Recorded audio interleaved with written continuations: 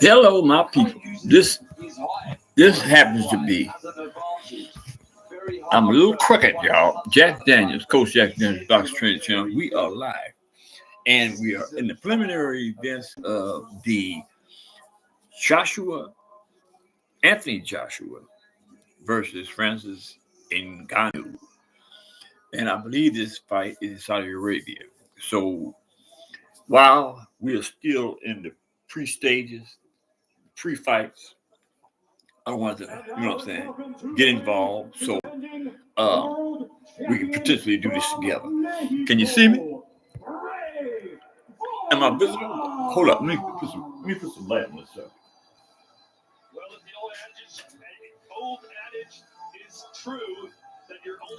How's that?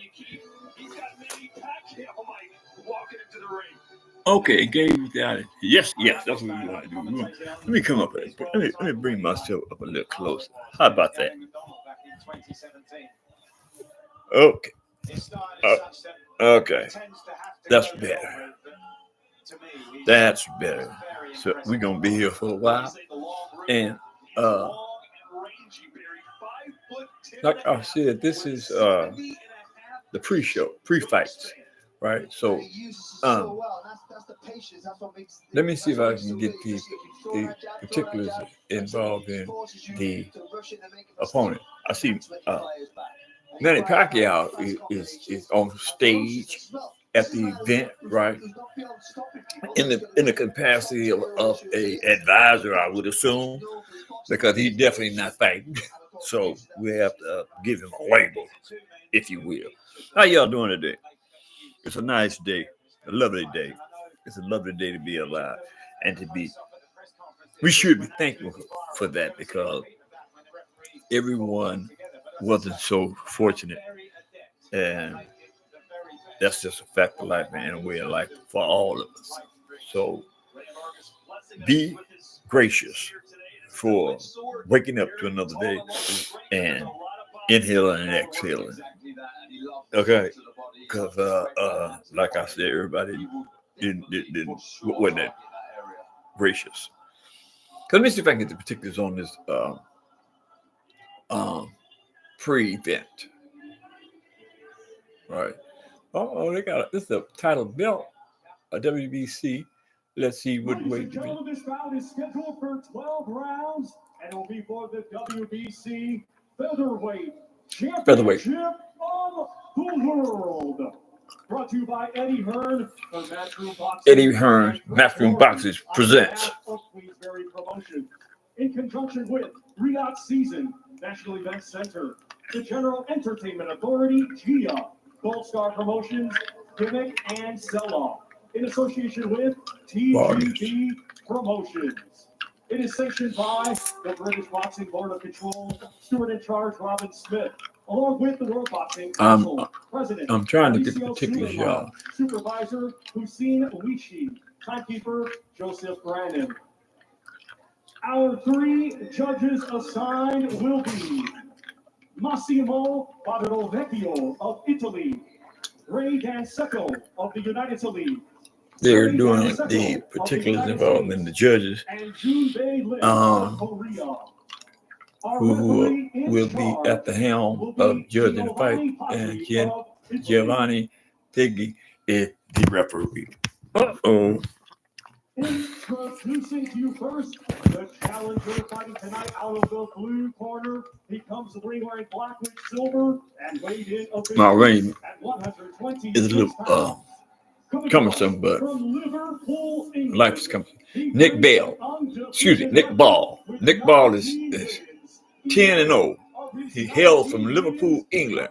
His record is 10-0 with 11 knockouts. WBC silver featherweight champion and the number one ranked contender. He's the number one ranked contender. Nick Ball.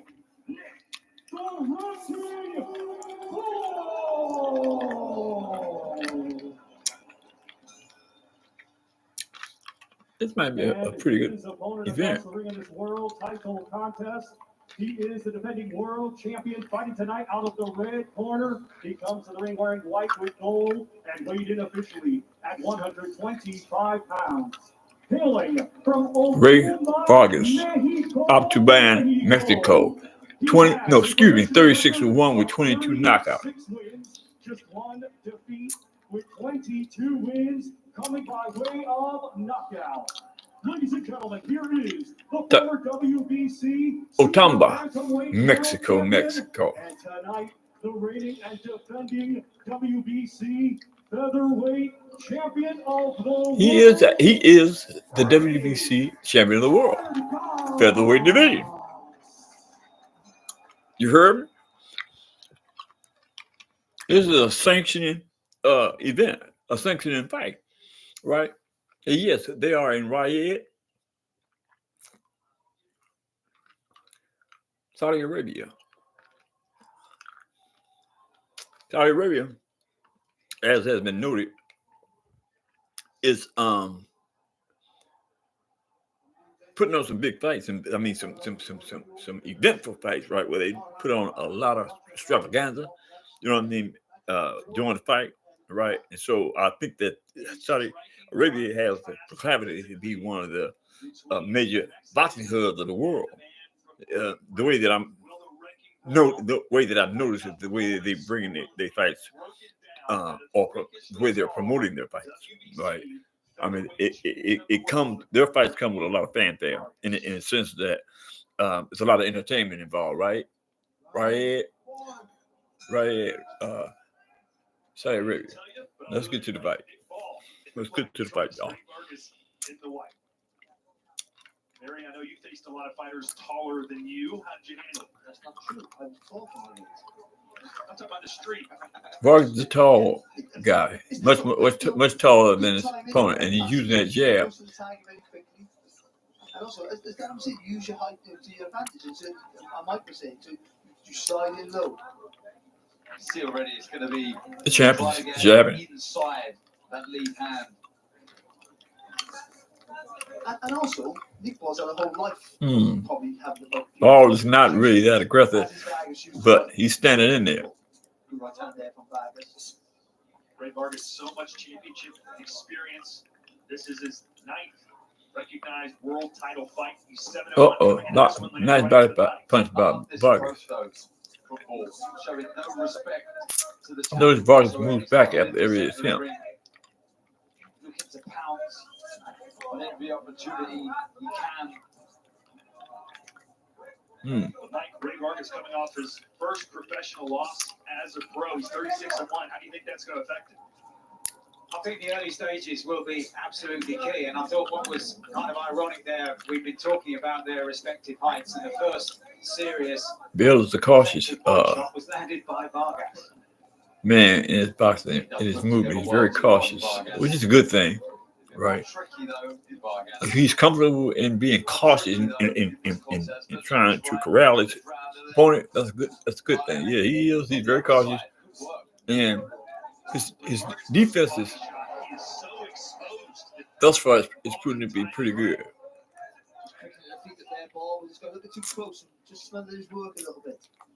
Champ's jabbing, stepping back. You know, the reason why I keep this stepping back, and I noticed most boxers do that, but they. Let me see if I can get a little bit more of me in the frame, as they call it. I noticed the reason I keep missing the champ keeps moving back is that when you have the tendency of moving back, you can continuously move back instead of pivoting, right? When you pivot versus move back, you kind of like keep your opponent off balance because he don't know, right, if you pivot it to the right or to the left, right? But if if your opponent consistently gets comfortable with seeing you moving back every time you throw a punch, right? That's how he's going to gauge how to pursue you. Champ is jabbing. Backed off, went backwards. That's the end of the round. Wow. So I mean, no better way to win on boxing than the DraftKings Sportsbook. Right now, you can get this knockout offer and take in the sense that I'm being able to give y'all a little analysis of my perspective and the way that I believe is the artful preview of in that interpretation of the preview of what I see and how I interpreted it. Right, I think it's a good thing because I haven't been able to get in a position where I can actually give my boxing perspective as we move forward in the fight, in a fight. Round 2. And it was more than a year ago, so it's been a long time for it to fester, but that first round would have been just what he wanted. Y'all know there's a live chat. You sense some frustration already. There is not We're only in the second round. very much action in the work, and he's going to constrict the muscles, and when he does attack, he's going to be short anyway with the target. This is going to be a building game for the the champ is not as aggressive as I would anticipate a world champion being with a 36-1 record. You know, you could draw a lot from that in the sense that either, no, I don't believe you could say either. Most of his, if he had 36-1 record and he's not that aggressive, and to me, he doesn't show championship skills, right? That's what suggests to me that he hasn't had very good opponent. Now he just did something that was noteworthy. He threw some left hooks and uppercuts, about 3 or 4 of them.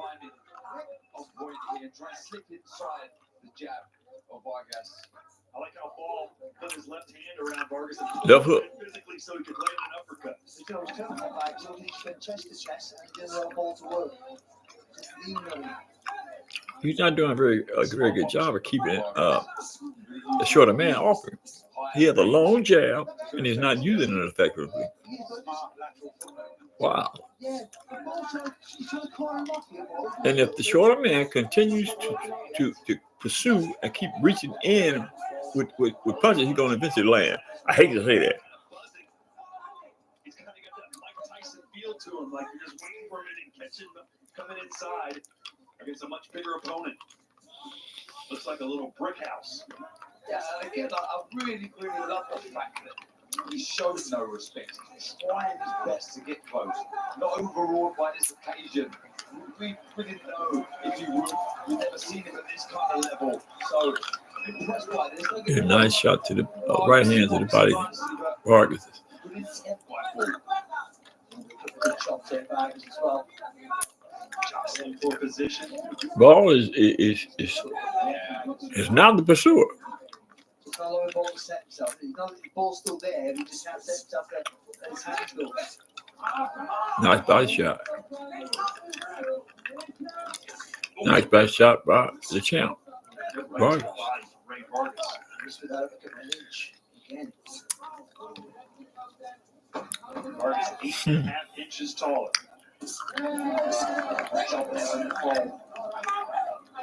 Vargas is a strong little guy. Second round. Hey, y'all. What's going on with you? I know you're in there. I see you in the house. Uh-oh. Why y'all ain't saying nothing in the chat? Hey, y'all ain't got nothing to say? Find a subject. Pick one. Pick a subject. What y'all waiting for the Francis Ngannou versus Anthony Joshua fight? It's gonna be a while. And the way these guys is boxing, it's gonna be a long while.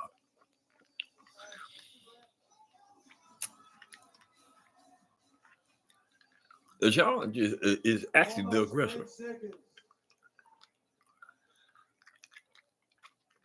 Seconds up. Round 3. Here we go. Oh, I just wanted to give a shout out to all the people that have been supporting my channel. Right, I went from a slow movement to a relatively faster movement with people subscribing, and with me, that means a lot to me. It really does. So, y'all keep on doing what you're doing. Keep on doing what you're doing. Hit the subscription button. Hit the like, share subscription button.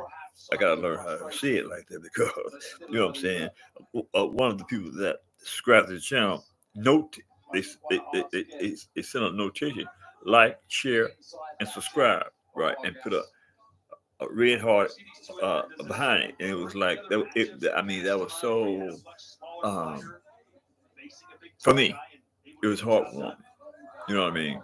Because I mean, you know, I speak a lot on humanity, right? Because in these days and times, right, it's like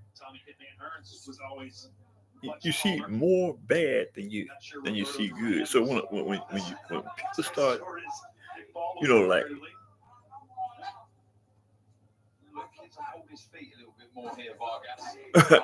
shout out to TRD Manic. How long before the fight?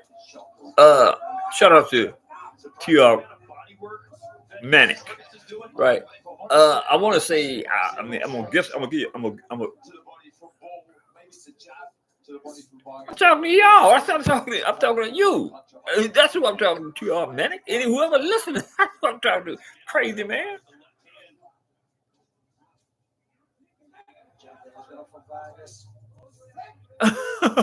I'm talking to. That's funny, bro. I'm talking to you and whoever listening. That's who I'm talking to. But I'm gonna assume that the fight. This is the third round. If it's the next fight, which I think it should be. I'm not sure about that, so I don't want to giving y'all no false information, bro. But I'm gonna assess based on the tempo of this fight. Another 45 minutes before this fight comes to this conclusion. And it's a little boring. So you want to know why I'm talking to? I'm talking because this fight isn't the type of fight that's showing enough interest where I can just talk about the fight. So you know what I'm saying? I got to talk to my audience. First that TRD Manic. That's what I do. What's AT? What's AYT? TRD. What does that mean? Help me out with that.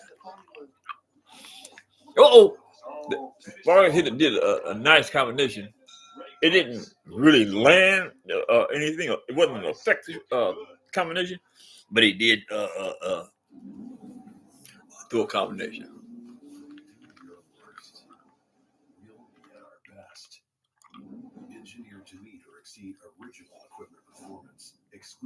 I don't know what that is either. TRD Manic. What is that?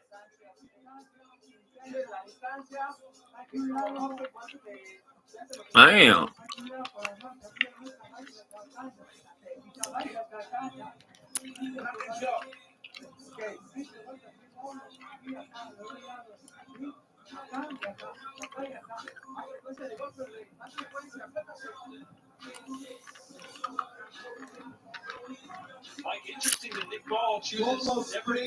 Fourth round.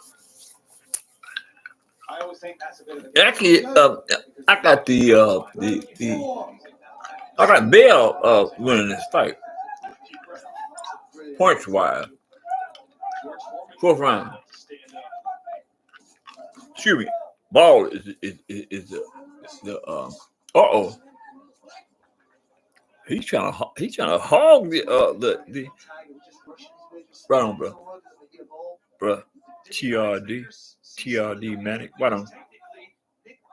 What? Oh, that was that mean. Okay, got you, brother. Appreciate the interpretation.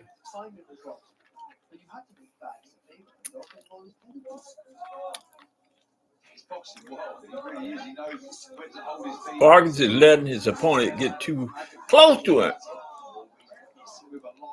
Showing obvious signs of And I'm saying, what I keep saying is he gonna eventually put something on his head. the uppercuts there for Vargas. After that jab, see the guard there quite wide. For a champion, Covers the temple. for a WBC world champion, he doesn't show very much. Hey, look, I'm giving you the facts where he presents himself. The guy is the WBC bantamweight champion of the world, right? He's 36-1, but he doesn't show the aggression. He doesn't show the skill set of a champion. And either Ball is not as good as he needs to be to knock him out, but he's at least trying. See, I mean, he just rocked him. Ball just wrapped the champ up. If here's another thing. If a fighter can get close enough to you to wrap you up, he can also get close enough to pop you. Vargas went to the stomach with her left hand again, and then with a combination over the top. But he's constantly backing off. Did a pretty good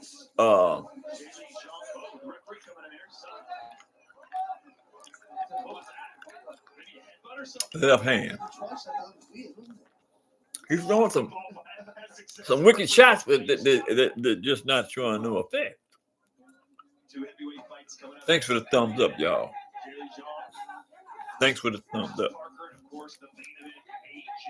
Versus Ngannou. From the Kingdom of Saudi Arabia. TRD, where you from, bro? If you don't mind me asking.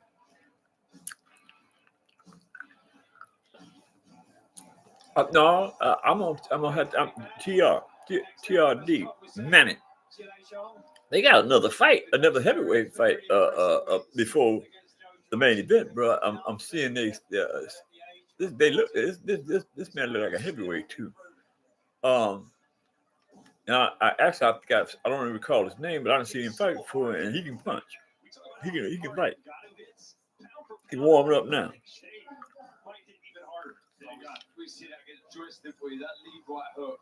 Zhang, that's his name, Zhang. Then Zhang's wrestling room warming up.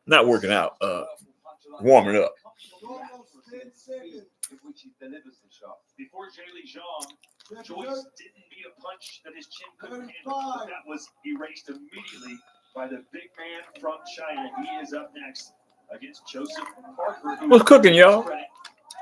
Completely neutralized a big puncher. I know you're in the chat room. Hit them buttons and let's have a subject. Pick a subject and let's talk about it.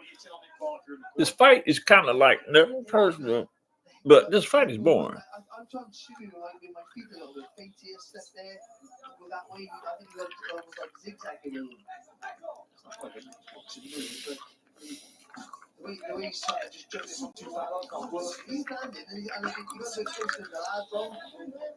The champ again is 36-1.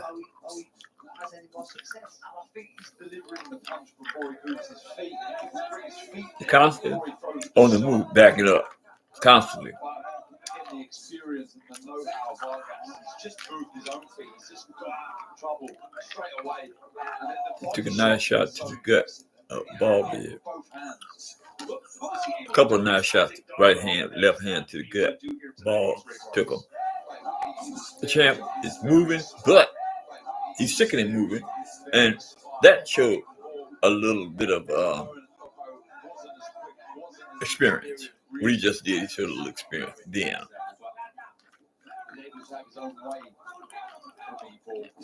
He's jabbing. And Ball is constantly clenching. He was fantastic that way. He really and was. moving forward at the champion. And also, I think he's one of those fighters, Paul. He doesn't he just pounce. And maybe ball feeds off the energy of the English crowd. You know, that's going to play a part as well. It's almost eerily silent here. Yeah, sure. But I mean, I think he boxes the way he normally boxes. Just, he's up against a guy here who's fully experienced. Left hand, right hand. Left hand, right hand. Vargas. Left hook to the head. Ball is coming forward, throwing lefts and rights also. No impact, but he's coming forward. He's not backing off. That's one thing I will say about Ball. He's a shorter man, but he ain't scared.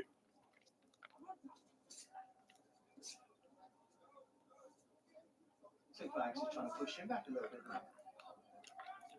He's trying to work for Ball. You got TRD.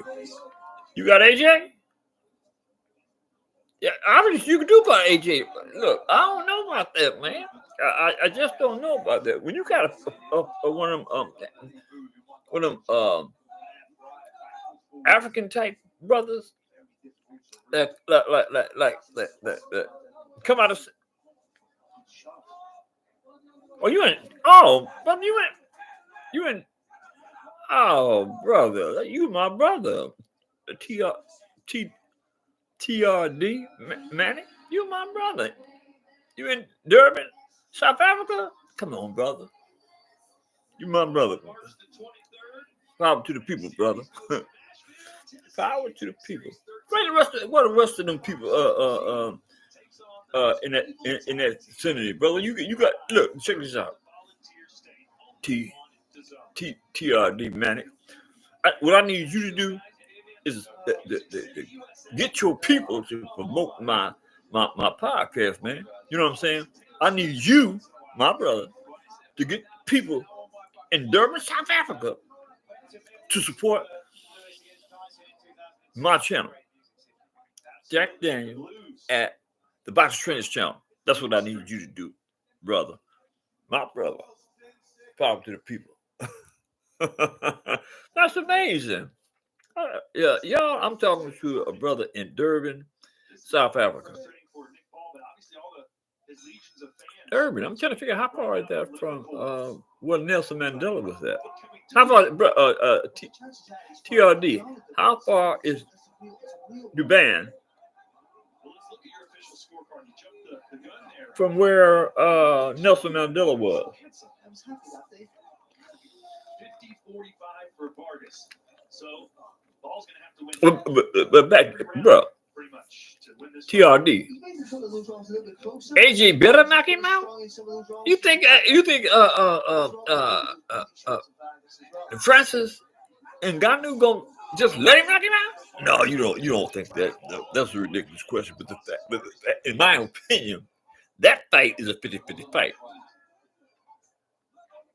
I mean, AJ all right, but he's not the type of fighter that, in my opinion, stays on top as a champion long.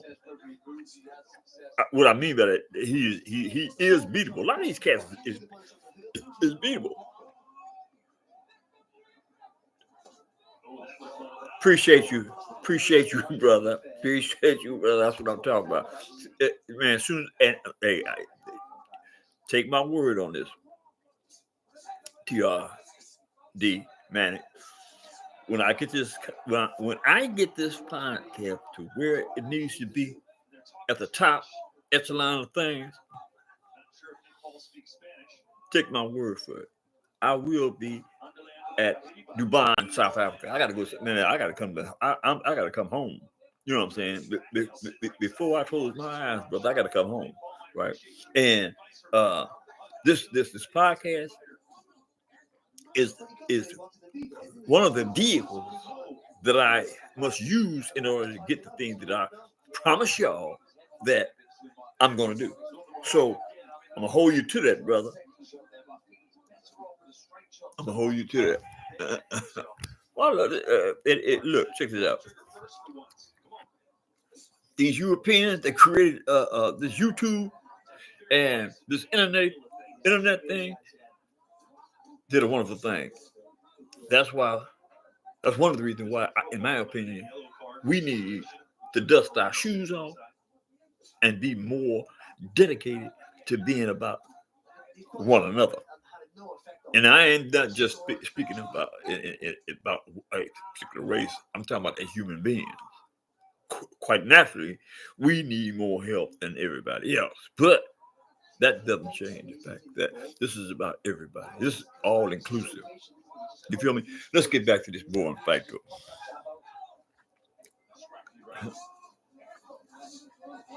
All right, brother. That was heartwarming.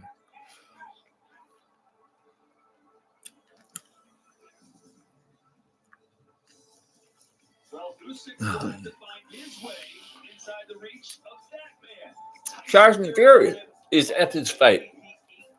Tyson Fury fights on May 18th. He fights Usyk. Now, that's going to be a good fight. And I know y'all probably don't want to hear it.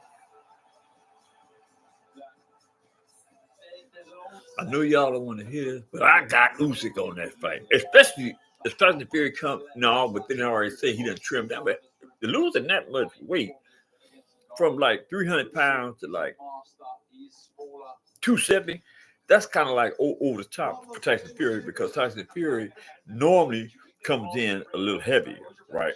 And Tyson Fury, in my highly educated opinion, fights better at a higher weight than a lower weight, right? And most of the fights that he's fought, especially, I want to think of that. I'm trying to think of that brother's name that does a lot of talking, but not enough boxing. I can't think of his name, but I'm quite sure y'all know who I'm talking about, right? On those fights that he fought, I think they fought 3 times, and it was like Tyson Fury twice, and they draw 1, but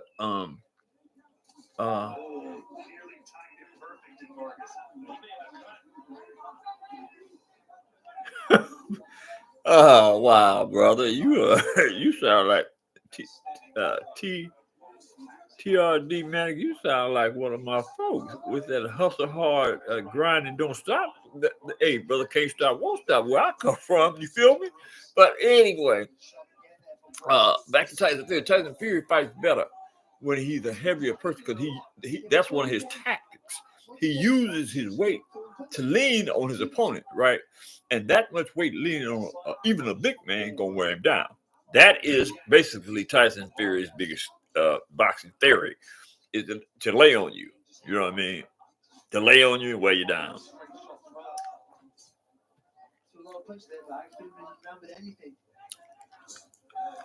The champ is starting to throw some sharp punches,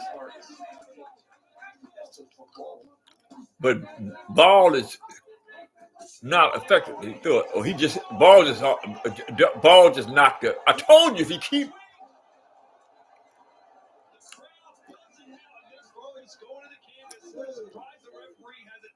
I see it. If he keep doing the same thing, going backwards, the opposition going to eventually figure it out, and that's what he got. The Ball just knocked him almost out. How about that? Yeah, hit him nicely again.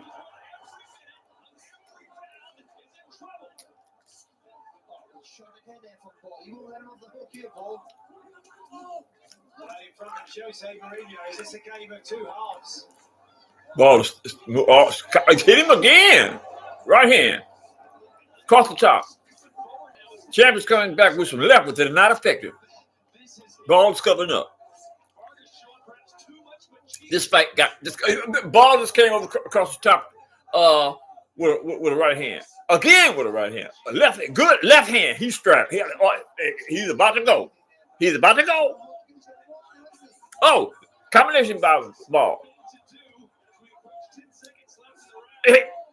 Across the top with a right hand. And now Ball is manhandling and doing some kind of like some illegal stuff too.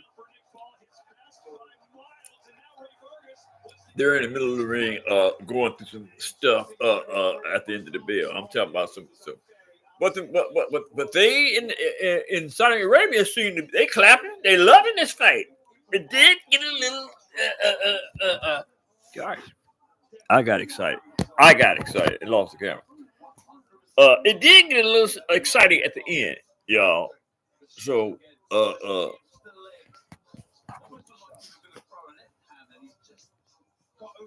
that's good. Look how he chases him down there, though, straight away. As soon as he has that right hand, he looks, he chases him down. But Vargas, he did so well. Ball is constantly trying to knock his rump. Out. Bam, that one got him though. That was the one overhand right. The left hand really wasn't that effective. It did hit him, but it wasn't. It was like with the side of the hand instead of the fist. We at the 8th round.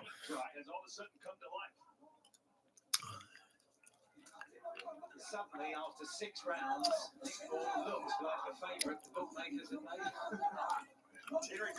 I guess it kind of told him stop going backwards, because he's not moving backwards like he was. He's not back. Take that back. When an opponent comes forward, he goes back to the same habit, moving backwards. They actually giving this fight to Vargas.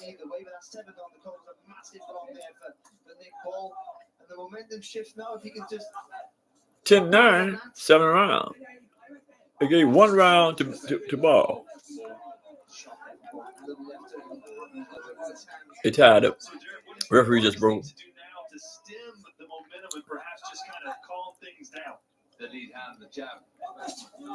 But you can't be sloppy with that lead hand because we've already seen it's the right hand again. It's doing the damage. Ball is moving forward. Ball is actually the aggressive. Now I don't know why. Champ came up with a nice uppercut, but Ball caught it. Looks good catching it too. Combination by the champ, Vargas. The same effect though on Vargas in the previous round, but slowed down a bit here, hasn't he? Left hook. He actually throwing the champ. Oh, I think the ref warned him stop doing that. He's manhandling. Bale is a short man, but he's really well proportioned with his upper body. Actually, his upper body and lower body. He's pretty well built, if you know what I mean. You can see the look on Ball's face. He has a different countenance now, doesn't he? That steely concentration. Like, now I know I can get it. Let's do it. Ball has got pretty good defense, as I said before. He's not taking much punishment. The 27-year-old. Same also as the 4 fighting Smith brothers, Callum, Liam, Stephen, and Paul. And, of course, the Beatles. And of course, Paul Hodgson, who held this very same title in the 90s from Liverpool. Dick again for that right hand, ball, yeah. There for it. Especially when he's throwing the jab like that, Vargas. That's dangerous. It's just pouring that shot. He keeps Vargas on the floor. I mean, he manhandling. He said the referee gave Vargas, the champion, a 8 count at the end of the bell. Wow. What's up, TRD Mac? Where you at, bro? You gone? Man, you my type of folks that don't even know it, man. On the real. You feel me? What's your opinion there, Mike? Yeah, he definitely swatted that into the crowd, but in terms of looking at this here, no question about it. That was definitely, I'm not saying he was taking advantage and got to Vargas before Vargas hit the deck this time. I will say why Vargas is annoyed, because Paul is spanning him and throwing him around, and as he's throwing him around there and he released, then he's caught him with a shot. But also, saying that, it's Vargas who's holding on. That's why Paul's throwing it. Exactly that, yeah. 10 seconds. Ray Vargas, the boy who cried wolf too many times and eventually got caught. Round 9. That's I really appreciate that, brother. I really appreciate TRD, man. Sure do. Not wrong. You won't be satisfied with that, though, will you? Vargas has it looking at his eye like, okay, now I'm just gonna fight me. See, he doesn't really Ball is putting on the pressure. bad, but still in him. He's got to be sharp with that jab. He's got to get in the rhythm. Then he can start letting the body shots go again. But He's a pretty little guy. He come to fight. He come to fight, man. He ain't Ball is a short man, but he got obviously a short man complex because he's trying to do with Vargas, the champion. You heard it?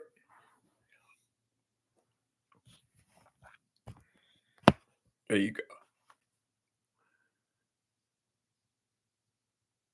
I'm having a little let me see.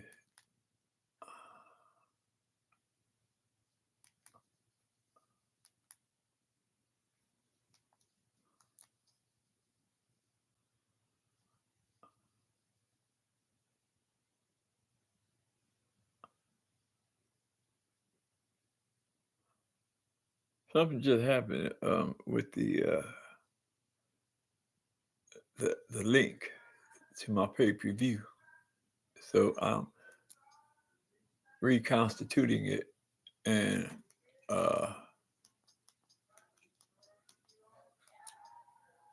going back in. I don't know. Oh, there you go. What the hell happened?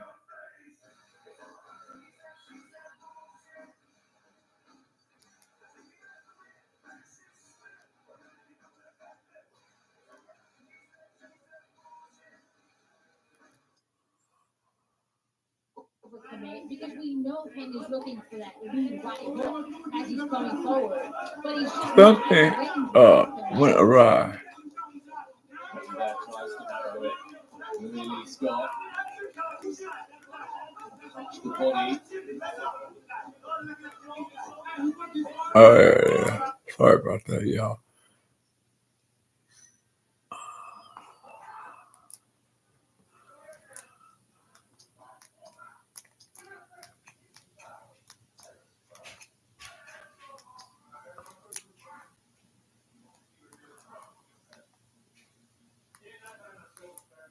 Something went haywire, folks.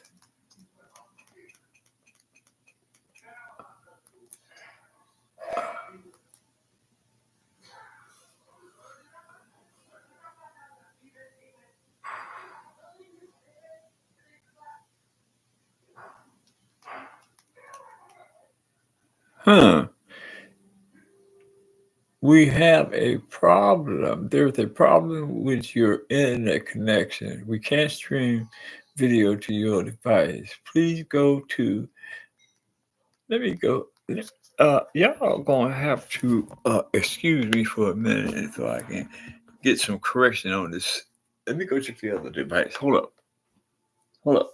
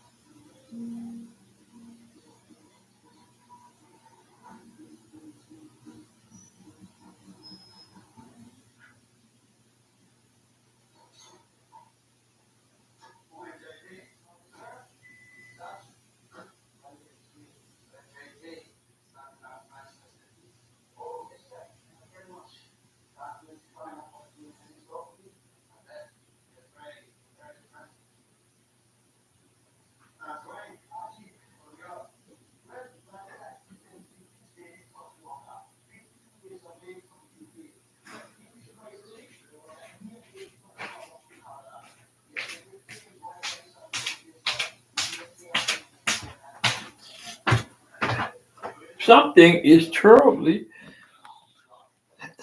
terribly has went right, folks.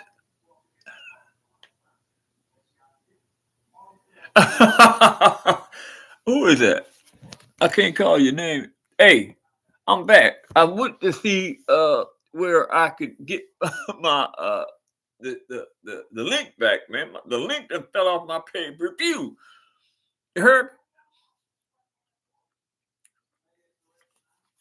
And I'm trying to recalibrate it. You heard that? The word recalibrate.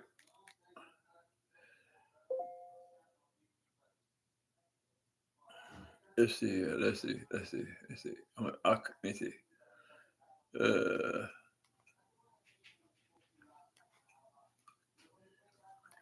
It says it's. We lost the link, y'all. But hopefully, Adam Hurley. What's up, Adam? Adam Hurley. Shout out to Adam Hurley in the chat. Bruh, Adam Hurley. Look, what happened is the link. I lost the link to the pay-per-view link. No, this is a pay-per-view link. I'm paying for this. So I know what's on y'all. What y'all think it is. No, this ain't piracy. This is a pay link.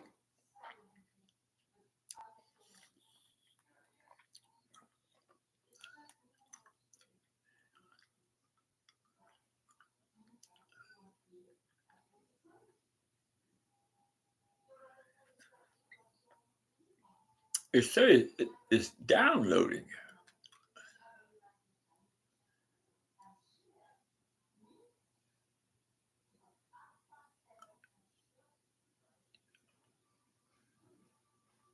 Shout out to Ghost 123. You who? What do you mean you? What that mean? Ghost 123. What yo mean? What's happening with that, brother? Is that, I mean, the reason why I'm not doing any elaborating is because the link on my pay-per-view channel has went down.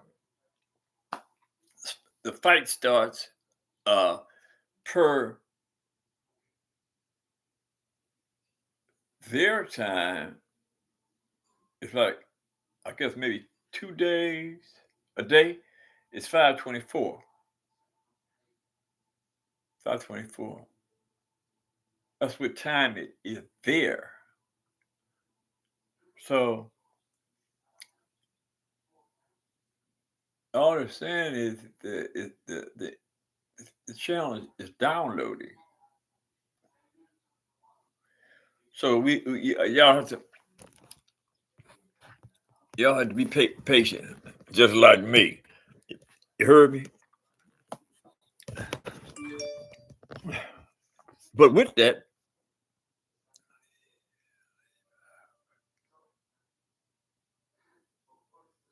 no, I ain't changed my mind. No, what are you talking about? No, I ain't leaving. No. Look, man, but we ain't got to sit up here and look at the screen. We can talk about boxing in the chat, y'all. You know what I'm saying? And let the record reflect that. Let me pull this up, man, so y'all know that what we're doing in every regards to the Box Trends channel. Feel me? Got to keep y'all up to speed, up to date. So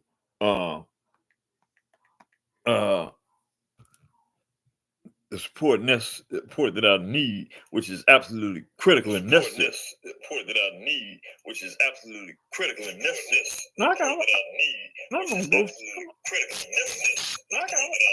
I'm gonna vote down. Let me see how long this delayed response is. That was a heck of a long delayed response, y'all. I'm working with two options here. You feel me? And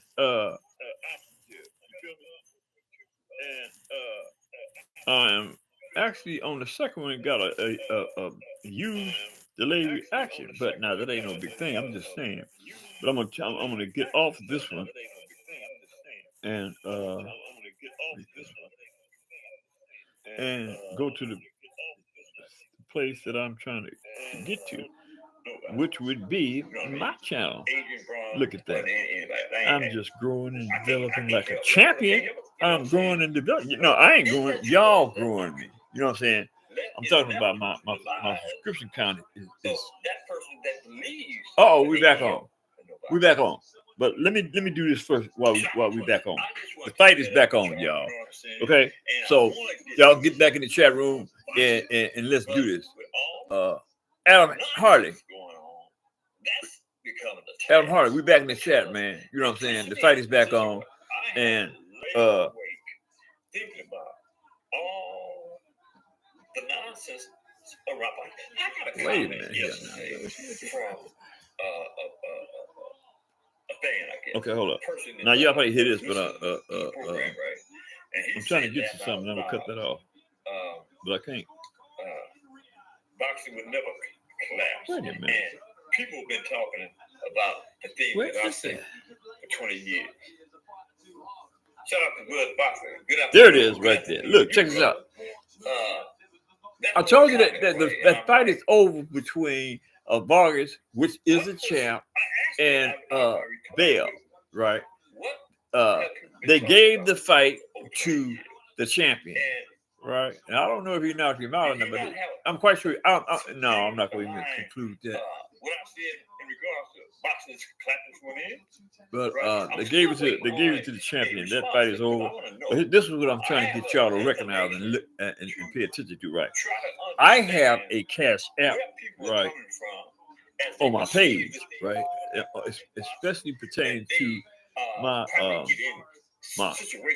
page, where my banner is. Below the banner, below the subscription area, excuse me, right above the subscription area is my Cash App, right? My Cash App is $ Peggy 1950, right? So y'all need to take notice of that, and when you see that, right, and you want to support the channel in that regard, help build a channel, because that's what this is about. I keep telling y'all, you know what I'm saying? This channel is anticipating doing big things, right? And I'm not gonna go into everything that I want to do, because I mean I'd be ever trying to explain that, but just feel comfortable in knowing that there is some. When this channel gets to the point where I need to get it, it's gonna be some huge things to come out of this channel, right? You know what I mean? And I'm not gonna keep on harping on this, right? But I am gonna make mention of it occasionally, because I need this count level to get up to at least I need to get to 1,000, right? I need to get to 1,000 subscriptions, and I need to get to 1,000 subscriptions like yesterday. So with that, y'all pay attention to my channel, right? Y'all need to share my channel with your friends, share my channel with your family. You know what I'm saying? Encourage people to pay attention to the Boxing Trainers channel, the older brother's channel, right? The brother that intentionally gravitate towards the truth to share with those that are seeking the truth in boxing and in life. How about that? So $ Peggy 1950 is my Cash App. It's my Cash App name, and don't forget that. How about that? You heard me? So that fight is over, and where y'all at? Y'all skedaddle. Thanks for the thumbs up, y'all. Appreciate you. You know what I'm saying? I know I'm feeling like y'all. And let me do a little something. And I'm feeling like y'all really appreciate me. Okay. So Ghost 1, 2, 3. Yo, what's up, bro? 116 to 110 in favor of Nick Paul. And Judge Ray Sanseco scores it 113 to 113. This bout is a split Draw. That's why What's happening with y'all in the chat? like he was looking just a few moments ago. And you can hear the reaction of the crowd here. And they're not always given in this part of the world to reactions like that. But Ray Vargas hangs on to his title. We did just lead towards the possibility of controversy, and this will be talked about for a long time. We're waiting on the next fight, but they're still on the ring. And the champ is putting on his sweatshirt with his WBC banner on it, right? And toting his WBC bantamweight championship belt on out the ring with him. And we waiting on the next fight. Not saying that fight was that entertaining, but we got to do what we got to do. I mean, I need some more volume. Let me reach for this thing. Hold up, y'all. Okay.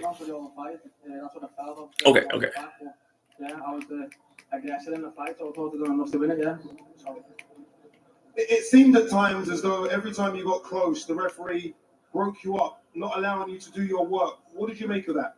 Yeah, it's a bit frustrating, isn't it? But that's just the way it is. You can't get angry at it. You got to stay focused and carry on doing the job. But yeah, it is frustrating.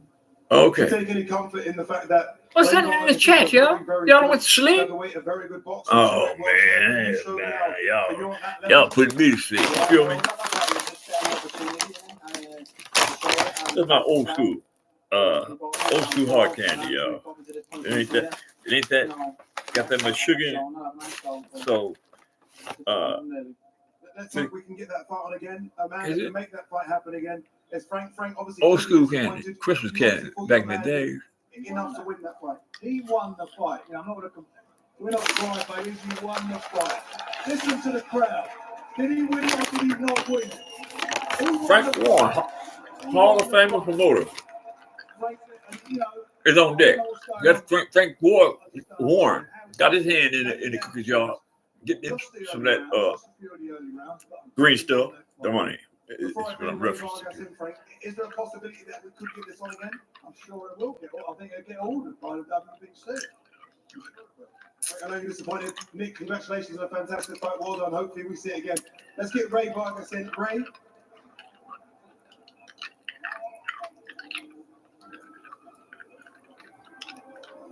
Congratulations, Ray. You can hear the crowd's reaction. Did you think you did enough to retain your belt? Lo suficiente para poder retener tu título. Por supuesto, venir a la casa del retador con toda su gente apoyándolo y haciendo cosas que no debe ser. Ray Vargas. Sí, empatando, creo que soy doblemente ganador. Of course, I mean, coming all the way here in his backyard to fight him, I mean, that shows that I got character, that I got courage. I mean, even he got his people behind him, the crowd behind him, and authorities behind him. And even though we got a draw, that's a double victory.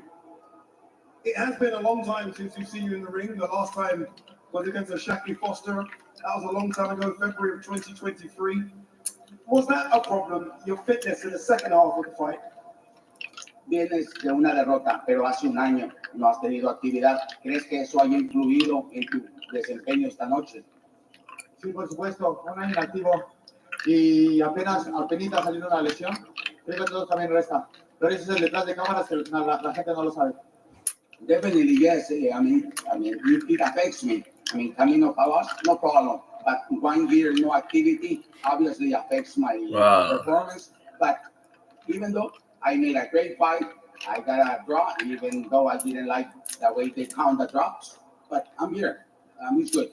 Final one, Nick Bull wants a fight again with you, a rematch. You heard Frank Warren, he wants a rematch. I think the crowd want a rematch. Will you give Nick Bull another opportunity? Nick Bull quiere la revancha. La gente quiere la the champion has a shaft like Christ carried with a cross there. Very interesting. también a la gente de Arabia que nos atendió y nos ha recibido muy cálidamente principalmente. Yes, of course. But first, I would like to thank WBC, Mauricio Suleiman, and I would like to thank His Excellency for putting up such a great show, bringing us, inviting us, and being part of it. I mean, that's the first thing I would like to do. And obviously, I would like to That five in the chat, y'all ain't saying no. What's happening with that, man? City, that they are here. Y por supuesto que le doy la revancha. Pero si vuelvo a venir, sé que vengo al cuarto, a la cama de mi contrincante con toda la ola encima. Pero si vuelvo a venir, voy a exigir una buena paga, al doble o el triple de lo que me están dando ahora, que sea justo. Definitely, I will even come here to his backyard to fight him. No problem. I'm not afraid of that. But I mean, obviously, I need to with that ground to be fair, you know, because the meat wasn't fair this time. And if they pay me three times, 4 times more that I got this night, of course, we can fight tomorrow. Let's not forget his backyard is Liverpool, not Saudi Arabia. But congratulations on the win, Ray They Vargas. still interviewed y'all in the last fight. Quiero agradecer a toda la gente de Arabia, a los hoteles correspondientes, a los reyes, a los directivos por esa gran función. I would like to say goodbye to everyone. Thank you for everything, for your support. Thanks the people from Saudi. Thanks the authority, and thanks His Excellency for this show. Congratulations, Ray Vargas, guys. With all due respect to Frank Warren, who is obviously frustrated, to those who are maybe watching boxing, you know, we got a big crowd here that maybe hasn't seen a lot of boxing. It's not as simple as judges clicking a box who won, him or him. It's a round-by-round fight. And I didn't hear Frank Warren in the ring going, Ngannou beat Fury because he knocked it down. He was saying that tonight. Knockdowns do not win you a fight. And if Nick Ball had won just one of those earlier rounds, Mike, he would have taken the fight. And translated, looking at that scorecard that was 113 and 113. That translates to 7 rounds to 5 to Vargas. But the 2 knockdowns bring it level. Honestly, it was incredible how he turned this fight around. You know, I was so impressed with Vargas early on, and then we started to see some of this. We see a lot of play acting. Vargas dropping to the floor easily and complaining. We see that exchange at the end of one of the rounds there. He neglected this work to the body, especially later on. That was more of a stumble, I felt. But he was so effective early on, but just neglecting, kind of fell apart, if I'm honest. And Nick Ball, credit to him. You know, he really rallied back and tried to find these big shots. You can't complain with that. That's a knockdown. Well, Vargas had a really good start though, and he did all the right things. So he's a fantastic operator, and he worked the body to slow down the guy who was constantly coming out. Oh, the tire. It didn't work. Oh, no. That was a tire. That was a good call. That was actually a tire. But the win went to the champion because the champion held the belt. But that was actually a tire. I didn't get a chance to see the end of the fight or the them calling the fight. I didn't get a chance to see that. But actually, at the end of the fight, they came back and did a replay, and the replay entailed that both men, the hands was raised, so it was a tie. But the tiebreaker went to the champion because the champion was the belt. Left tonight, both of them great-looking heavyweight battles. Joseph Parker is back in the ring in Riyadh just a few months after he upset the Capel card and beat Deontay Wilder in December. Parker is a former world champ, and that unanimous points win has given new life to his career. Well, tonight, the New Zealander is in another tough fight. We got another fight coming up before the heavyweight fight. It's a heavyweight fight also. Zhang versus Parker, right? Both of these cats heavyweight, and one of them was a heavyweight champion of the world. So this ought to be a pretty good fight. Now y'all don't, y'all come back in the chat. Come back in the chat room and bring your seat, get you popcorn, something to drink, and let's sit back and watch the fight with me, because I'm gonna call it. And like I just got through saying, this fight should be a good fight because these heavyweights and heavyweights normally are one of the dominant divisions. So they're gonna always give a good performance, in my opinion. That's not the case 100% of the time, but normally that's the case. Very much a top 10 heavyweight. In my opinion. Solidified. Where do you think you are? I feel like I'm at my best now. You look good. I feel good, and I'm putting in the work and making a lot of sacrifices of being away from home. But I don't see those videos anymore. No more videos. Listen, when I'm retired, I'll carry on with the videos. The interview, I believe it's Parker, and he shooting the movie too. Look, hella good. But I got Andy Lee and I got George Lockhart, and I'm very happy. And I feel like I'm in the best place in my whole career right now. He's displaying himself as a professional, and he looks professional. You know what I mean? He ain't got no jeans and sagging and talking about ninja this and ninja that. No, he ain't doing none of that. He's acting in the capacity of a professional. And I hope that what I just said weighs in on those that take the sport to another level with all that foolishness. You know what I mean? I think a lot of these cats should be in a different industry, like in Hollywood, right? Because the majority of them, that's what they do. They perform. The actors. And this sport is one of the best sports in the world, right? But for some reason, it's slipping out of grace.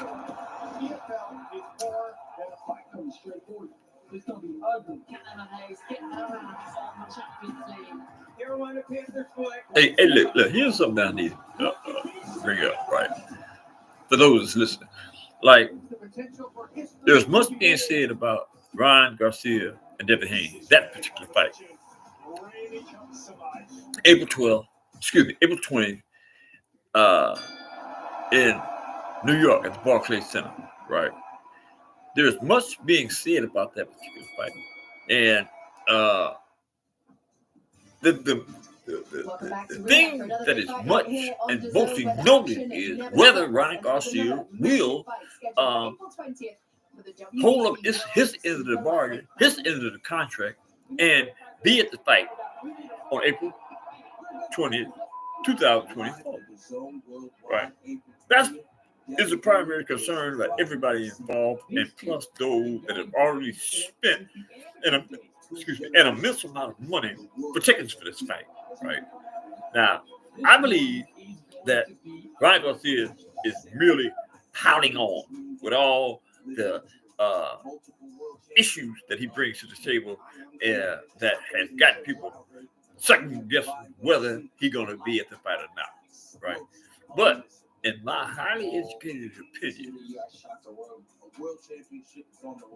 the reason about Ryan Garcia is performing in this capacity is to draw the fan base, those that are buying tickets, those that are paying for pay-per-views, to buy and continue to buy, right? Ryan Garcia is anticipating a record-earning payday. That's what this is all about, right? And I mentioned this last night that it would be unthoughtful for Ryan Garcia not to show up based on the ramifications that he would encounter, if anything, that he didn't show up April 20th at the Barclays Center in New York. His career would be over. Legally speaking, his career would be over, and they would take everything that he had. Everything that he's accumulated to date, they would take it. Ryan Garcia knows that.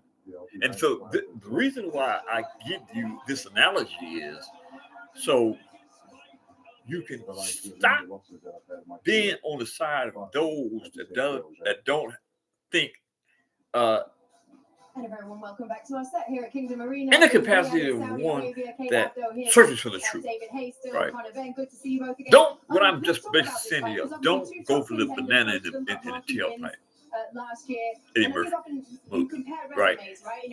Because on April 20th, 2024, Barclays City, New York, Ryan Garcia and Devin the Dream Haney will fight at that location I just mentioned. Bet. And I really want Parker to win this fight easy.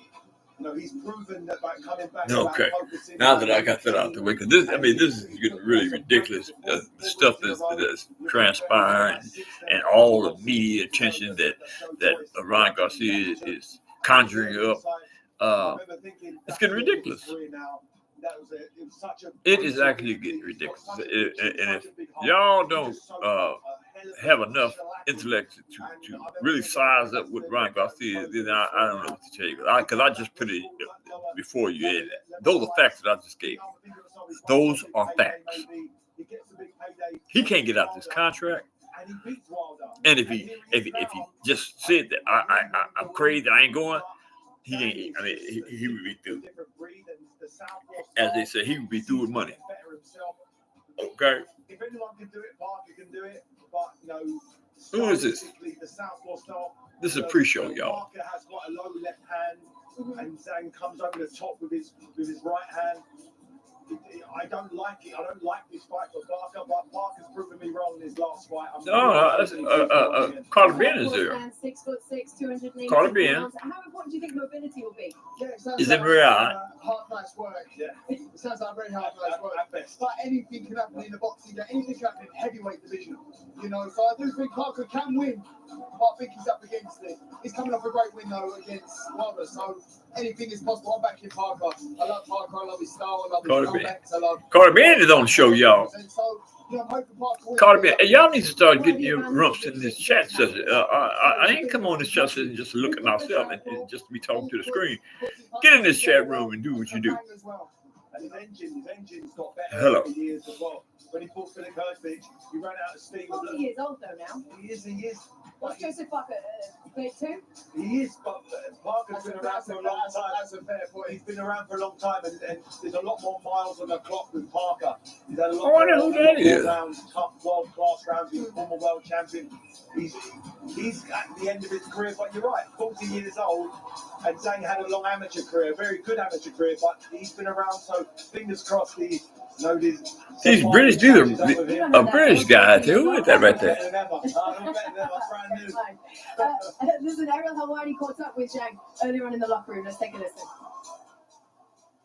Thank you very much, guys. Gilles, this is a massive fight. And what's up? Appreciate the greetings from Ireland. Look, Ireland, I need y'all to see. I just got somebody, Ireland, my folks. Let me make sure you see this. My folks, Ireland. I got a lot in common with Ireland. You know what I'm saying? I got a lot in common with Ireland, but I'm not in a position to discuss it on YouTube. But let the record reflect Ireland are my brothers. I am able to say in the struggle. You heard me? Look, Ireland, I need y'all to get together. Same way y'all get together when y'all got to handle your business against the opposition, right? I need y'all to get together. Help me build my channel up. Get y'all's people to subscribe to my channel. They ain't asking too much, right? I'm struggling just like the majority of the people in Ireland are struggling, especially with the opposition. You heard me? German Raw. Is that what you said? You like that? Power to the people. I heard the remix yesterday when you walked out. Appreciate you, that was very nice brother. About this fight. Appreciate you. Greetings to you back and salute. We're waiting on the fight, y'all. But I just got a chat from Ireland. Fantastic. Ireland, I'm just loving it. I'm traveling all over the world with people that I can relate to. Is another brother that was from. Good stuff. Actually, Ireland. I am actually in the state of Arkansas as we speak, but that's by way of Oakland, California. That's where I'm actually from, right? But occasionally I come to Arkansas and do what I do, live, right? I got a piece of land here in Arkansas, 17 acres. I was once the proprietor of, I want to say like 8 or 9 horses, but I had to liquidate. I don't want to use that word because I didn't do away with them. I just let them go to other farms because I got to the position where I wasn't able to take care of them the way they need to being taken care of. I wasn't able to take care of them the way that I would want to be taken care of if I was Diana, right? Because of my age. Right? But they all went to good places, and I am rest assured that they're doing well. But so you know, how is it in Ireland? Is there any Oh, that has to be massive, doesn't it? You go into a fight against a fighter like Deontay Wilder, as dangerous as he is. You're not expected to do the job, and you come out with a win like that. You got drunk or you getting drunk in Dublin? Which one is it, bro? Shout out to Ireland, y'all. But what I was about to say was that there was a TRD Manning is from Dubar, South Africa. I mean, he and I had a conversation. He assured me that he was going to push that line and get people in South Africa to help me build my platform. And I'm just, I am just overdone. No, excuse me, I am just outdone, elated, and just happy to be a part of the YouTube process, y'all. You heard me? Yes, sir. I am happy to be a part of the YouTube process. Right? Anybody can accomplish anything that they want to in this world. It's just a mere thought, and it's you taking the initiative to do what you need to do. That's all it takes to be able to be rich, or if that's what you want to do, to be famous, if that's what you want to do, or be a world titleist boxer. There's nothing in the world that a person, a human being can't do if he solicited the energy to do it from within. Solicit the energy from within to do whatever it is that they want to do. You can do it. I assure you. You can do it. I did it. I came from nowhere. I came from nowhere. And you can too. So, I mean, you're seeing it right here. This is back December 23rd. What I loved about his performance in that fight, Joseph Parker, he fought fire with fire. He just Wilder. That's who I saw. Wilder is in there with Parker, and Parker is annihilating him. And he won that. Parker is in the next bout, y'all. Parker is in the next bout, y'all. Which isn't an easy statement to make, considering he was a former world champion. Yeah, and there was a time where we thought maybe he was on the back nine of his career. Now all of a sudden he's had. When you said where's my location, I should have said why not? Arkansas in the United States. How about that? Their connection. And this is their 8th fight together. And he says sometimes it takes a little while for a trainer and a fighter to click.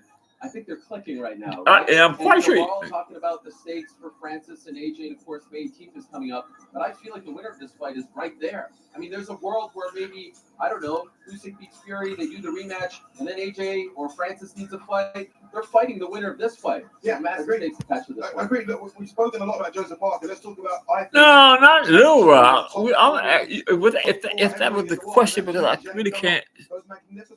I'm quite sure that's Little Rock, right? I mean, everyone thought the first fight was a bit lucky. He made the second fight. Sorry, no.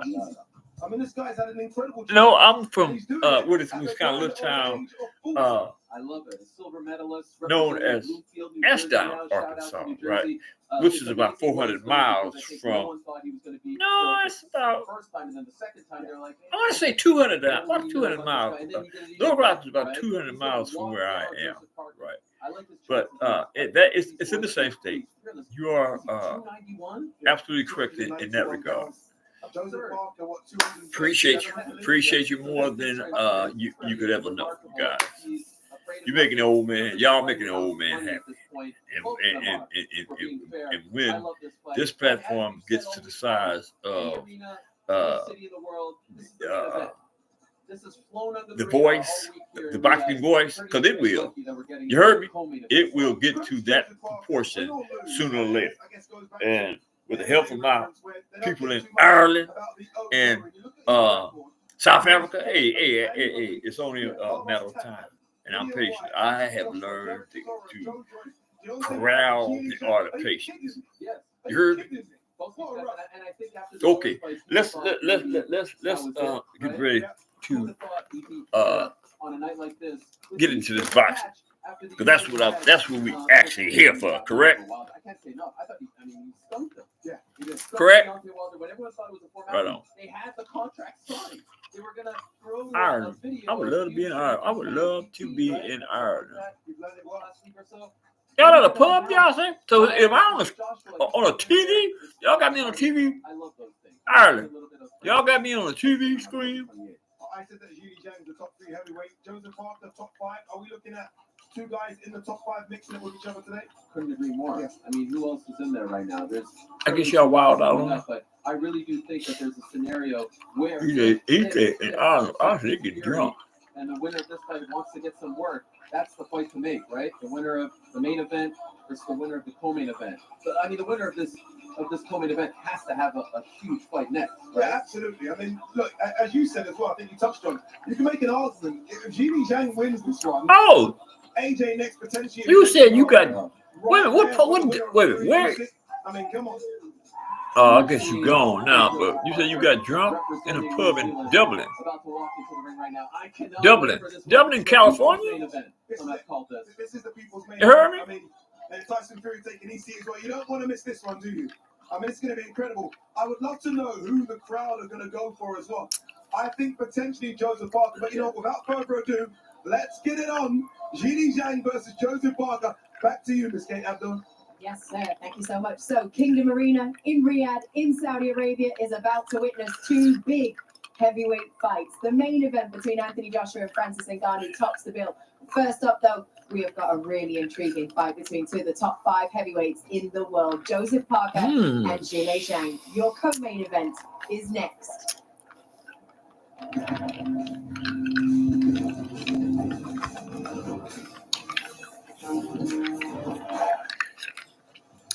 I lost Ireland. I sure wish I could have got a chance to ask Ireland what he's talking about. Dublin, California, in a pub. You still that dude? From China, 40 years old and one of the biggest punchers in the world today, taking on Joseph Parker, who knows how to neutralize big punchers. He did so against Deontay Wilder in his last fight, and knows if he wins tonight, he could Hey, Jack. have a chance to win. Was you talking about in Dublin? Your name is Jack also. My name is Jack. Nice to meet you, bro. Pump it up. Right on. We're live here in Riyadh, Saudi Arabia. Saudi Arabia. Let's go into the ring. And the Hall of Famer himself, Michael Buffer. Ladies and gentlemen, we've come to the final 2 fights here in Knockout Chaos, and they're both in the heavyweight division. We're ready for the big boys of boxing, so let's get this party started! Now, Master ceremony. Joseph Parker.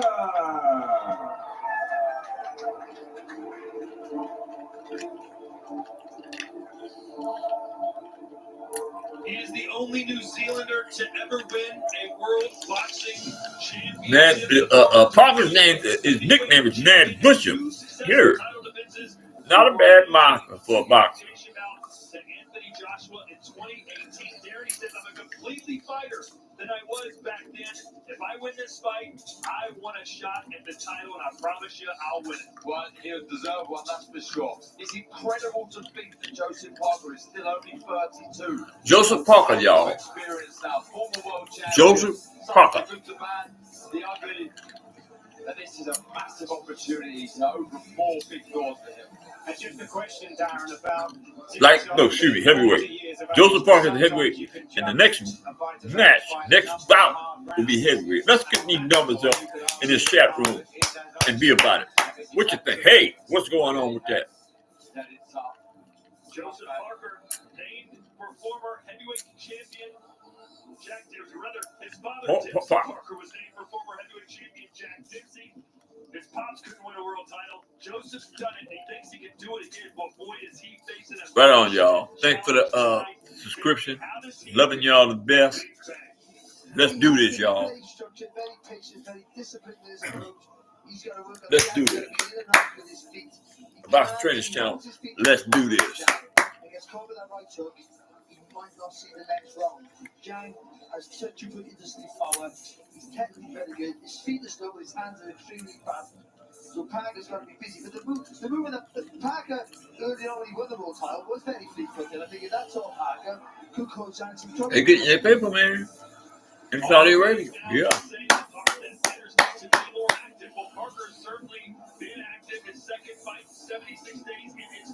This, hey, yeah.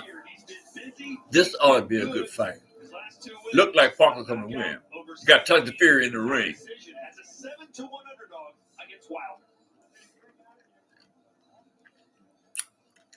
And now, making his entrance to the ring, Big Bang Zhang Jilin.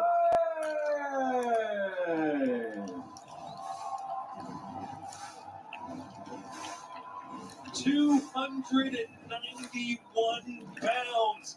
Growing up as a kid, he said he wanted to be a kayaker, and according to Chris Banks, who I might get their head knocked up because these cats like they butchers for real. The boy had butcher on his jersey as his nickname, but and he looked like he come to fight. You know what I mean?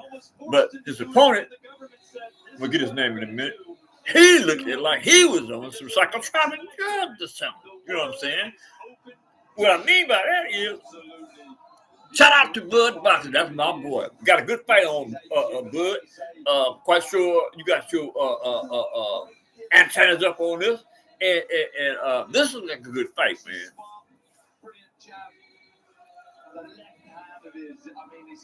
Shout out to Bud.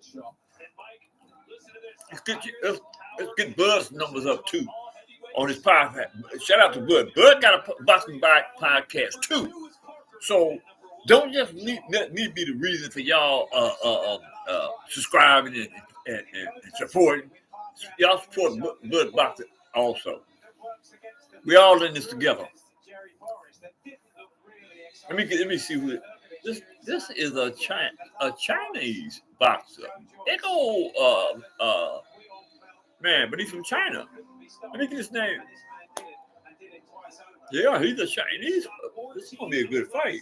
17 opponents, but if he can do it again tonight against Joseph Parker, it will be the biggest win of his life. See, this type of event, this two different states, two different countries, right? And China and the United States has always been at odds with one another, politically speaking, right? So that spills over into in any country to the sports scheme of things, right? So that being said, based on the politics involved in China, based on the politics involved in the United States, this is going to be a good fight. Because there you go. Thanks, Bud. You got Zhang? Zhang? Hand. You got Zhang. Championship of the world. You got Zhang winning this one? Okay, that's a good pick.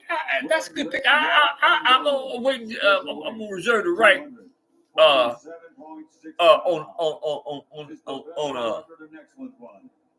Zhang. I'm gonna reserve the right on Zhang until I see a couple rounds.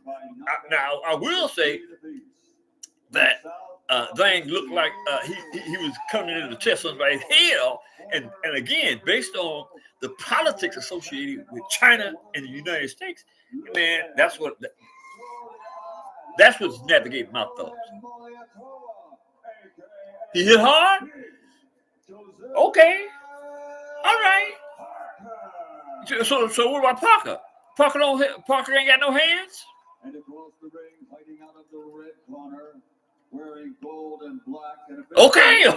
So if that's the case, don't we want to reserve the right to see what they do in the first and second round before we draw a conclusion? Including 21 wins by knockout. Only one defeat with one draw. From He got China and New Jersey in the United States. Zhang got 26-1. Defending WBO interim heavyweight champion of the world. But no, that's why. Okay, I got it. Now you didn't say nobody was a champ, bud. He is a W. Bud, you ain't tell me he was the champion. I didn't know that, brother. But now, but again, there is some emotions, like the underpinning of Parker. Parker. It's going to be difficult for Parker to go back home, being from the United States, and Zhang being from China, having lost China. Watch what I tell you. Watch how this unfolds. It's an interesting split. Almost exactly 50-50, 50% Zhang, 49% Parker. I'm going for. Oh yeah? Damn. But you say, man, you gotta get your numbers up too, man. You know what I'm saying? You got a history with this boxing game too. You know what I mean? You gotta get your numbers up too, brother. Gotta get your numbers up, brother. Cause you follow boxing just as good as anybody else. You feel me? Okay. To the fight. Let me see what Bud talking about. Let me see what. That's a big. Both of them big. And they will, and they ain't got no hang. Zhang ain't got no fat nowhere, and that's making a statement for a person from the Orient, because normally they weight heavy from extra weight, but I don't see nothing too much bouncing all around, because that's saying he's in good shape.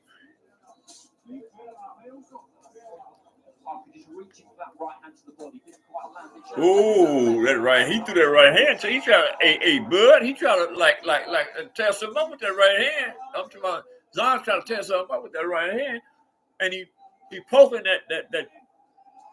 What are you, a southpaw? He a southpaw. Doesn't have to do a lot, but straight away you see Yes, the position he took in the ring. But he's a southpaw. Yeah, he got to be a southpaw. He lead with that. He lead with that right hand. He's poking with that right hand. Yeah, he's a southpaw. Yeah, Jack just kind of maneuvering Parker into positions he wants him in without overcommitting. Not too much activity, but with that front foot, his presence. Okay. Feel under pressure. Well, say yes, sir. He poking. He's a southpaw. He poking with that. He taking his time. He poking with that right hand. But he got that. The left hand cocked. You know what I'm saying? like you would cock a pistol or 45 or rifle. He got the left cock. They both moving like they taking their time. You know what I'm saying? Which makes this fight very interesting at this juncture, right? At the beginning of the fight, right? There ain't nobody trying to rush and knock nobody out, right? But they look like they know what they're doing. How about that? Parker weaved. Final few seconds of what has been a very cagey round. That's round one. That's round one. That's pretty good. Damn. Fighter really wanting to give too much away there. He don't want no chair. He ain't sitting down. I think you might.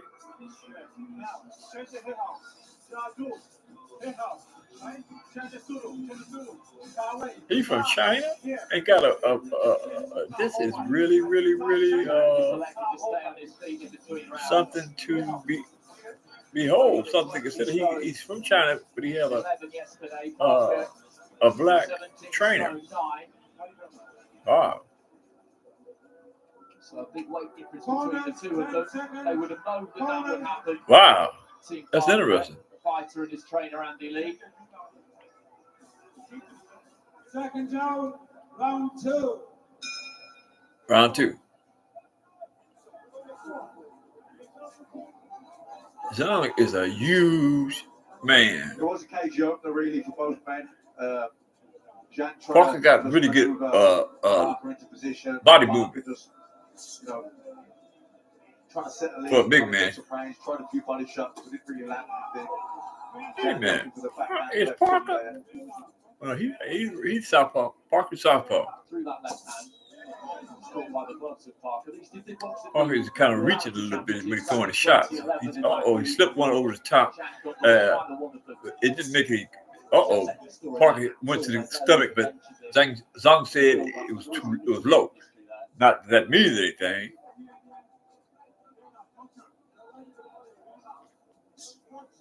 Both of these big men are taking their time.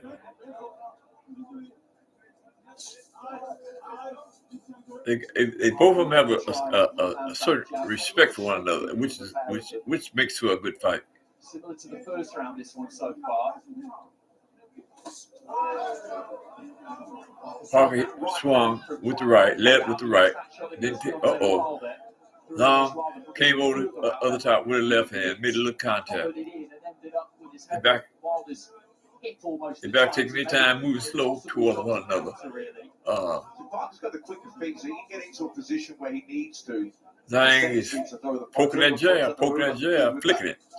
That's what he's doing, flicking it. He needs to get into position before he can throw those punches. Parker found himself backed up to the corner and knew that wasn't where he wanted to be. They clenched up. Maybe a little bit slow to let those hands go as Parker slid up to his right. He was right-hitted with the left. But you could see the weight of the right hook that landed. I mean, for a big man, Zhang is flicking that jab out like he welterweight. Across the top, over the top, hook with the right hand, with the left hand, the champ. Zhang. Dabbing, poking. Over the cross with a left hand was Parker. Parker's weaving. Parker's weaving, and it looks pretty. I think that's what has Zhang off guard. Parker's weaving. Zhang 20 stone doesn't want to be running all around the ring. Parker. This is where Parker might be a little quicker. On the center of the ring, Zhang. Keeps his back off them roads. Gives him his exits. In and out. Parker jabbing, poking and jab. Not much on it, just poking, making him a question, making a champ question throwing a punch. That was a good round, I think. Cheltenham's coming. These heavyweights always bring something to the table. You know what I mean? They let you pay for your. They make it where you paying for their performance, right? They make it worth paying for their performance. These heavyweights, these good heavyweights, right? You know what I mean? They make you feel good about paying for their performance, and that's a good thing, right?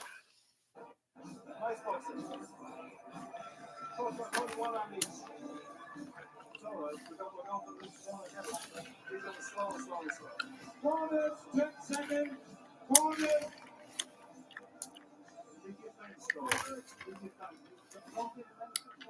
Second down. Andy Lee with the advice. He's Round 3. up with the way that those first 2 rounds have gone. Yeah, they're into the long haul. This is a long fight. Big Bang is Zhang's hand. Zhang's name. Ring name. Big Bang. One apiece. They're more than happy with that. Lots of feints, lots of little steps across. Keep him turning, keep him upsetting, keep him having to reset. It's all energy sapping. I'd like to say that when you're that big like Zhang, he's trying to conserve as much energy as possible. I think he just noted the point to Parker that he doesn't want to be pulling back in straight lines. He needs to step off to the side, get off that punching line. Looks for the right hand there, Parker. Smothered by Zhang, the right hand into the body. Parker's a good body puncher. Ooh. Those body shots. Zhang's a huge right hand. And that's why it's important early goals. You don't get caught in big while Zhang's fresh. Just sat down on the right hand a little bit more there. Zhang moved forward with the jab. Got tied up on the rope. Got Parker tied up on the rope. Touch over eager maybe. Referees breaking him up. Found his own space slightly. He didn't quite have room for it in the end. What Parker can't afford. This is a world talent event. WBO. When that happens, and then he wants to get his shots up and then move again. He doesn't want to stay there too long, otherwise Zhang is going to pin him and land some big shots. We can hear the weight of the shots here. But what he doesn't want to do as well is allow Zhang to lean on him and pull his head down. Because that again zaps you. And he's already a couple of times in this round. That's Zhang is poking that jab, taking his time, poking that jab.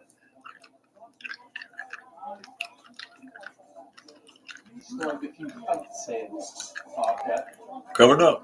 Yeah, lots of feints. Lots of feints. Parker Lots of head movement. to an overhand right, overhand left. And Zhang covered up nicely. Oh! Zhang just knocked him down with a overhand right to the top of the head. Looked like Bud was correct. As he was standing up, and it maybe travelled a bit further than he thought it would. As soon as he landed, he looked at the corner, he was up on fire. Zhang went right. Oh, Zhang is unloading. Because he just slid that left hand out there. I think he bust some open on Parker's face, and he bleeding.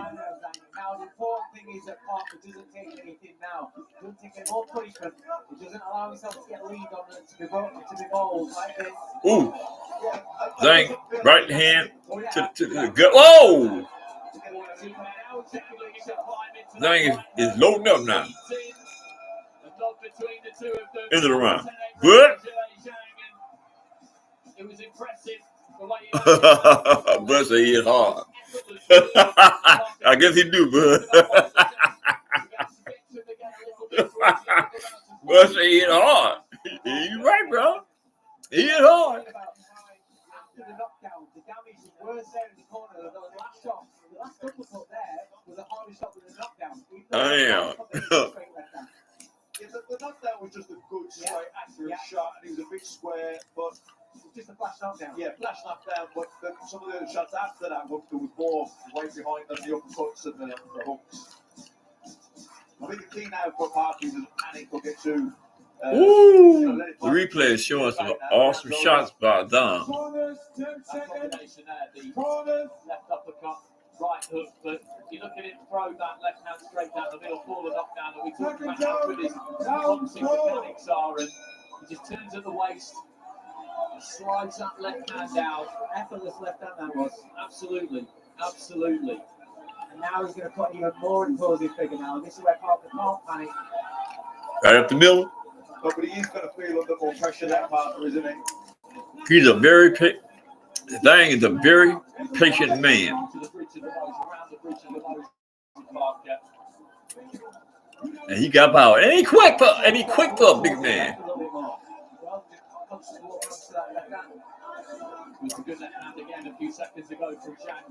Parker, by no means, Bud is backing down.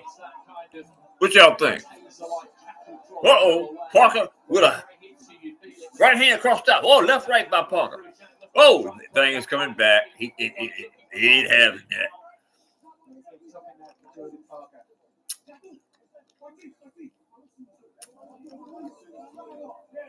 Parker with the right hand across the top. It didn't was no impact. Oh, nice left hand hook to Zhang by Parker. Parker is jabbing.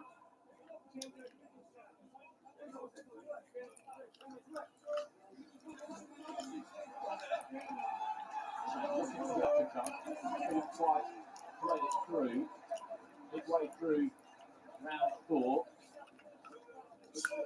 Parker's waiting a little bit too long in time, Jerry. He's got to let his own hands go a bit more. That's a good shot. Good shot. Left hand from Parker.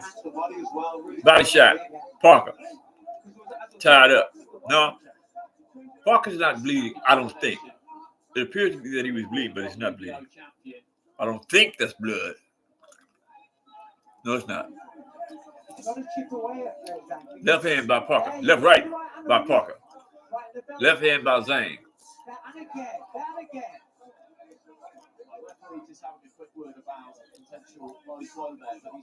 Low punch by Parker.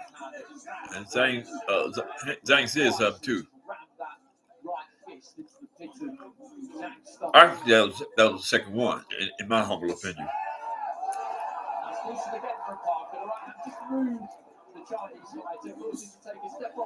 Vargas coming back with a right hand, left hand. Vargas moving forward. He moved like a truck. Left hand, right hand. Parker covered up. Oh, that was a nice. Whoa, Parker coming back with a left hand, right hand. Whoa, body shot. Well, the referee is having a quick word with him about it. Look at the belt line of the two fighters there. The belt line is where it should be, so the top of the belt is lined up with the top of the protector, so the belt sitting on the protector, so anything on the belt, Michael Alexander will deem to be an illegal blow. Parker hit him a couple of shots low. August, of course, but that was a good finish to the round, a good second half of that round for Parker. I take that back.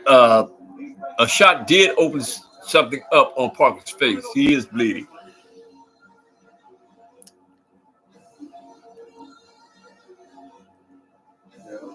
Hard shots getting through. See the damage on the nose. He's heavy-handed. He's strong. And very heavy. But Parker, the king of Parker is movement. Ooh, that was a nice check hook by Zhang in the replay. Actually, Parker in the replay did some nice head work on 2 or 3 shots, left, right, left. And that's what I'm saying. As soon as he lands these shots, you can't just stand there and just wait for him to answer him back. Move your feet, so he's got to move his own feet. Actually, that was the left, right. It was a 2-piece, not 3. If you look at what's happened so far, not much happened at all in those first 2 rounds. So the story with those could go any which way, really. Round 3 was a 10-8 round for Zhang, and that. What is it? What round is it? This is the 5th round. Did a lot of good work in the second half.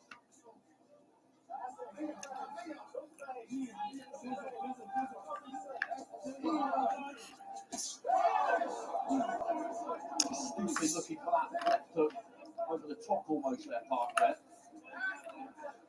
Parker's jabbing, sticking jabbing, just don't flicking it. James moving forward, body shot by Parker. Ooh, that big man got some pretty body, but has pretty body movement. Defense. Well, big man, I mean, the way that he turns his body to cover up is pretty darn good for a big man.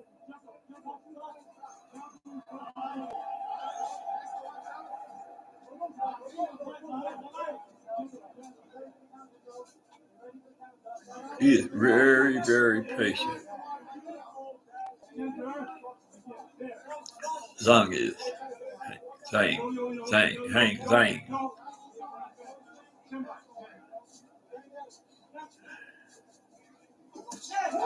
Ooh, Parker loaded up on one. He didn't hit him, but he loaded up. He's trying to sneak one in there with some power. Body shot, Parker. Left. Body left and right. Parker. In the round where not very much was happening in that opening 80 seconds, Parker to try and take a little bit of the initiative there. Rounds like this, where there isn't much going on, you can just do enough to put these in your pocket if you're Parker, particularly in the first half of the fight. Left, right. Definitely trying to think around and also. Zhang, right hand over the top. Parker, left. Upper left. Zhang, left, right. Parker left. Seconds remaining in it. Yeah, though. Yeah, he's doing more, so he's winning the round, but he's not doing so much more than he's trying. Right hand, flicker, jab, right by Parker. Excuse me, by Zhang. Zhang. Parker tried to sneak one in the inside with the right hand. Right hand, Parker. Yeah. Parker flicking that jab. Having a slower round, just conserving a bit of thought, but a good round there, have a bit of a slower round now. He knows that this is. Zhang is flicking that right jab, right hand jab. Over the top with two lefts. Parker counter. End of the round. This is a pretty good fight, man. This is a pretty good fight. Where y'all at? Where y'all at in the chat? I know you still there, bub. I'm talking about where is all my folks at?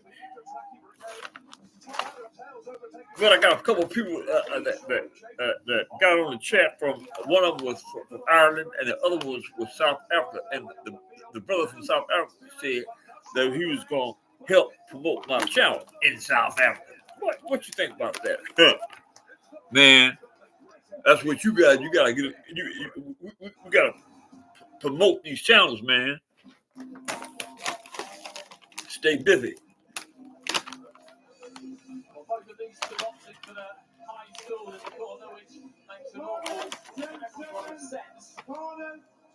Just takes that little bit less out of you getting up off the floor at the end of every minute between rounds. Into round 6, and this is very, very tight, I would say. 5 rounds, a little bit of excess water in the floor. Okay, six rounds. Round 6. Round 6, yeah. It's round 6, y'all. Round 6. Jab there for Zhang. It doesn't travel very far. You can tell just by the way it lands. It knocks the head back. I agree, bud. I agree. Parker speed is bothering Zhang. It is. I agree. Again, Parker looking for that leg. It's similar to the right hand that he threw against Wilder. It gets really low when he throws. It comes straight in behind it. And as I said previously, it makes it very, very difficult to counter. It's a shot to nothing almost if there is such a thing against fighters. But he's smart though. He's not rushing though, bud. He's being smart, even though he is cognizant of Parker's speed. He ain't rushing, and he's still moving forward as the aggressor.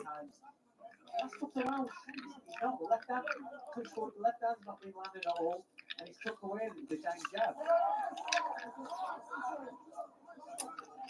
Zhang just overbalancing a bit there as he looked to try and let the 1-2 go. Right hand was Parker connected with the chest. There's that jab from Zhang. The pace just increasing slightly in the last 10 seconds or so. Parker flicking that jab up and down, in and out. Zhang flicking it at right hand jab, but Bud is right. He is cognizant of Parker's speed. Zhang here. Left right over the top by the champ. Rabbit punches to the head. Zhang.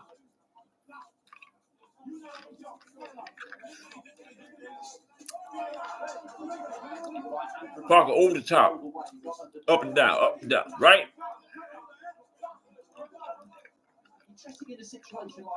Both of these men are strong. And Parker's right. Bud is right. Parker's attribute is his speed over Zhang.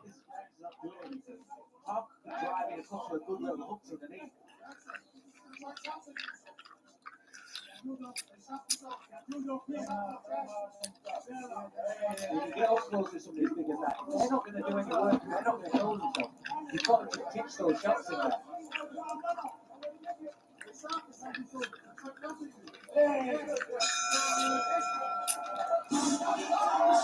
In the round.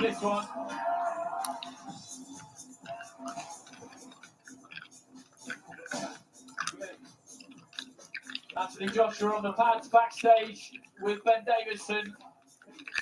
They had a very good result together in their first fight here on December the 23rd. He looked like he had the clarity that had been missing, Joshua, and that clarity converting into confidence and conviction, really. Let his hands go, but he was in against somebody who he was very familiar with in Otto Wallin. He's not familiar with this guy. Nobody is. Fury isn't. And he's had 10 rounds with him. And that's the danger, that's the fascination. And those stats have barely changed since the start of the program. We know that the power is very, very real. We spoke to Tyson Fury during the week, the three of us, didn't we? And he said the one thing that he does know about Ngannou is that he hit him flush with the right hand and with Round 7, y'all. Round 7, y'all. The chin is solid.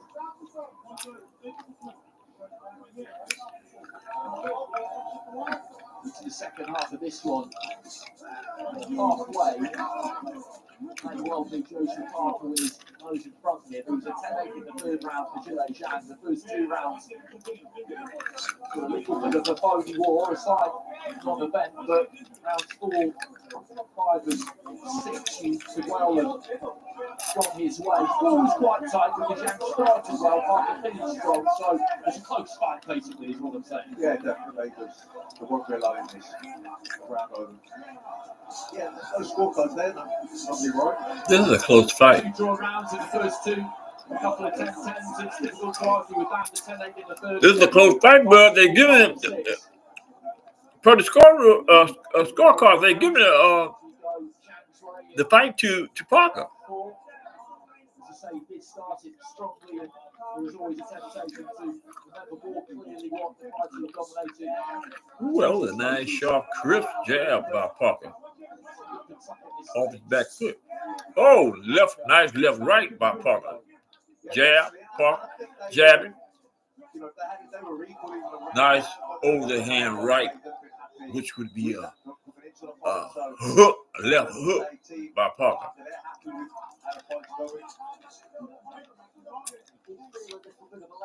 A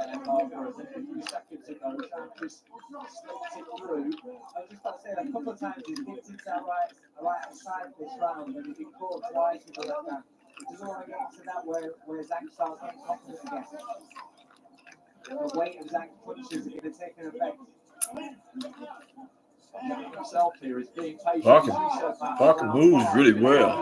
Nice overhand. Whoa, left right by Parker. And Zhang urges him on. Come on in here. Come on in here. Left hook by Parker. Nice left hook. It's something that he's learned to do better. And yeah, when he had Parker down, when he got up to put it on him a little bit, then once he realised no, Parker's headed to ease back up. But he will be having the odd round up. But again, he'll be conscious of the scorecards too, so we won't want to be letting Parker build up or get back. You know, he'll be the both corners will be keeping an eye. They ain't got it. Use more of his punching power to take some of that zing, some of that sting off off Parker's punches, man.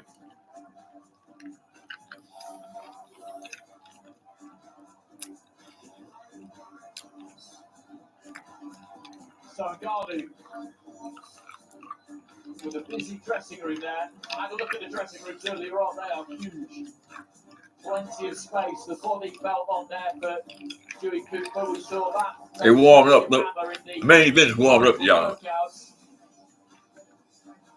It's pretty much an amateur workout back at the end of October. I felt for it like everybody else. Yeah, it is, but it's actually a good fight. Very competitive, good fight. By 2 big men. Somebody who couldn't really crack an egg, to be honest, in the boxing ring, and how wrong we all were. Forewarned is forearmed, but the big question is how much better will he be now as a result of those 10 rounds, and how will he go about it tonight? I agree. He needs to step up his competition. That's what I was just saying. He needs to be more aggressive. maybe taking 2 chances. Oh! A solid shot that Zhang just seemed to eat Nice it up. right hand by Parker. But you can see the impact that had on Zhang. Made his whole frame shudder.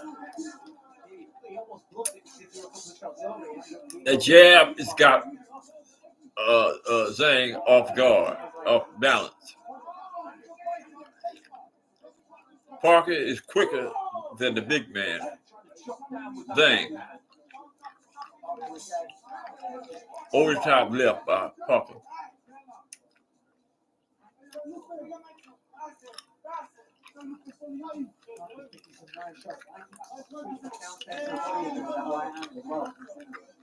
He needs to do more of that. Throw punches. A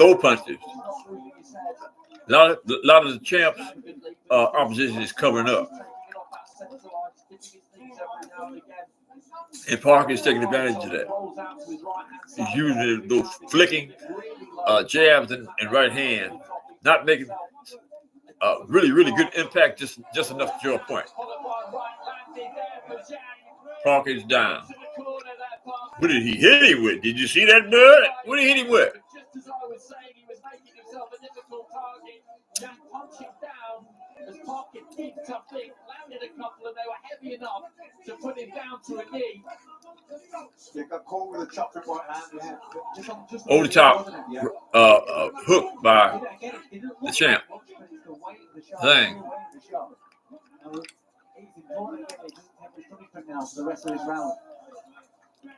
Zhang needs to throw more punches. Stays as it is, and this will be a 10-8 round in Zhang's favour. Another one, he's had one already, remember. Outside of that, Parker was probably doing the left hand, jab, right hand by Zhang.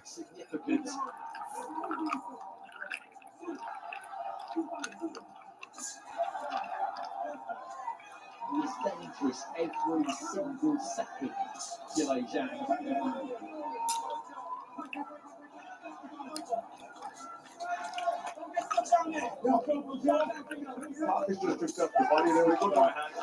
Downstairs of Parker to the stomach. You know when Zhang, as soon as he punches, he's not going to punch again straight away. Parker is doing a lot of fade, lot of fade, which have the champion off balance.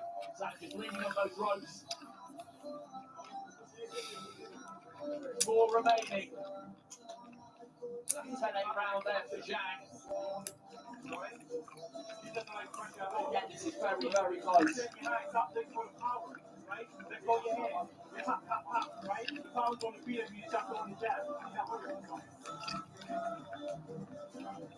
Oh. Yeah, that was a good right hand from Parker.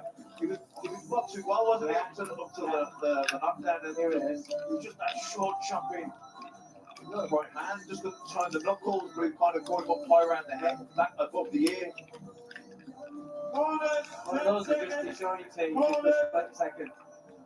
It was just as he was rolling, trying to roll under off to his right hand side, and that heavy and to the right hand just clipped him on the back of the head, and that was enough to send him down to a knee. Sort of clipped him with a sledgehammer.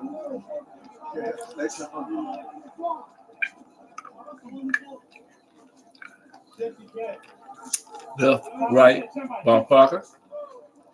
Weaving. It looks pretty weaving. Really do. Zhang is moving forward. Flicking that jab out, that right hand jab.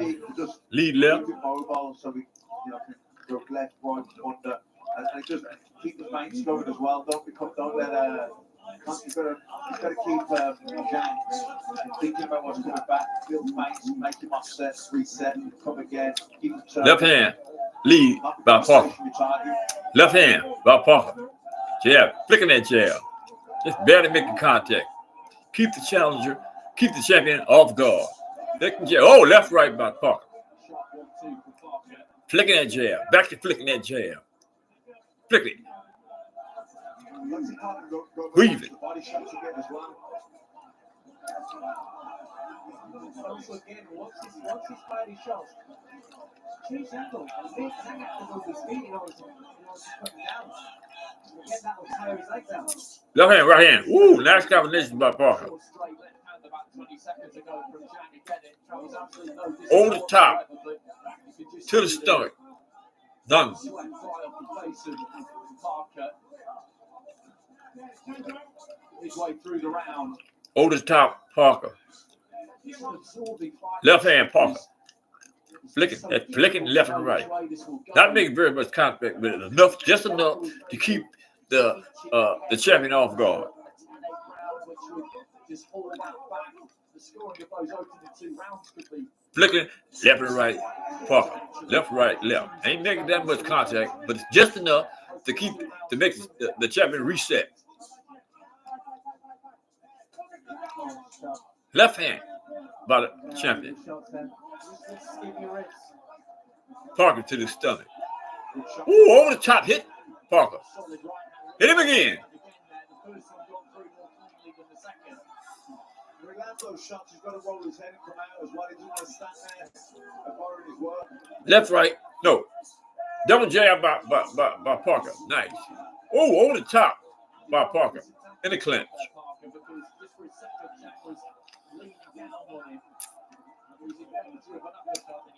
Parker has really got the champion thinking. He's flinching. The champion's flinching, and he is flinching. Flinching and weaving. It's actually, Bud, you're actually right. This is a good fight. A very entertaining fight.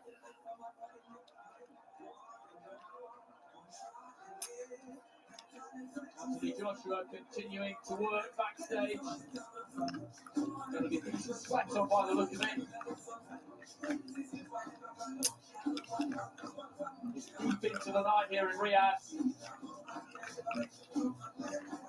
Our main event is next.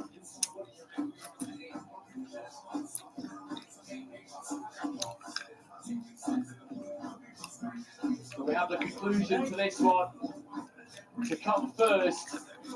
This is actually an entertaining fight. Yeah.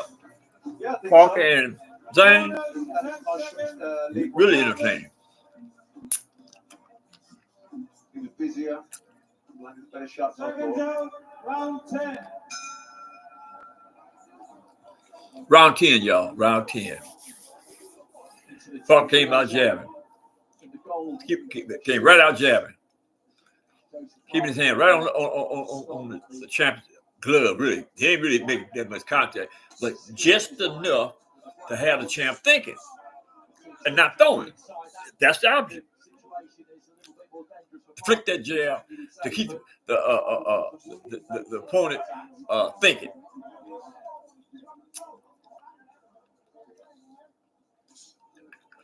You know, this is where Joseph Parker's team wanted to be. You know, cut round 10 here, fighting the balance. They've got their man's the better condition athlete. This is where he needs to kind of push on and make that extra fitness count. Left, right, left. By the champ. No, by Parker, excuse me. Ooh, nice over the top left by the champ. And to the stomach by the champ. To the body. Shots it drives up into the body. It's very, A flicking right hand jab by Zhang. Up and down movement by Parker. Just enough to keep the champ off balance. Up and down, side to side. Flick. Left, right. Left, right. Parker. Hook. Excuse me. Uppercut by Parker. I think he has the champ confused. Champ ain't throwing no punches. Zhang is not throwing that many punches, and he's not throwing anything with anything behind it.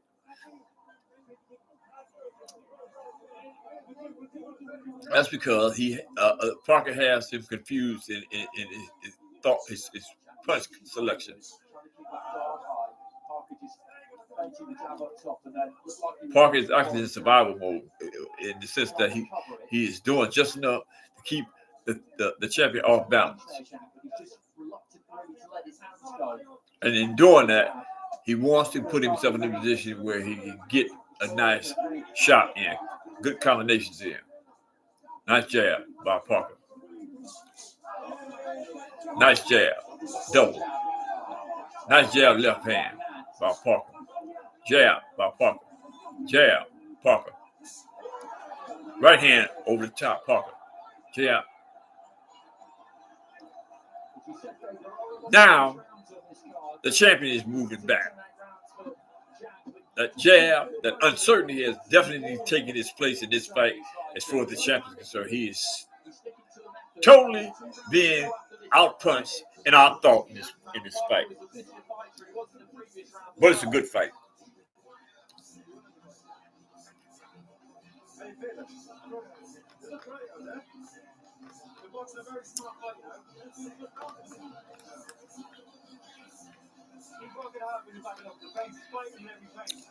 He's dangerous in the first 20 seconds of the round. The first 20 seconds is very, very dangerous. So you have to be careful. After that, he's covered. Okay? So we're going to go on strong later on.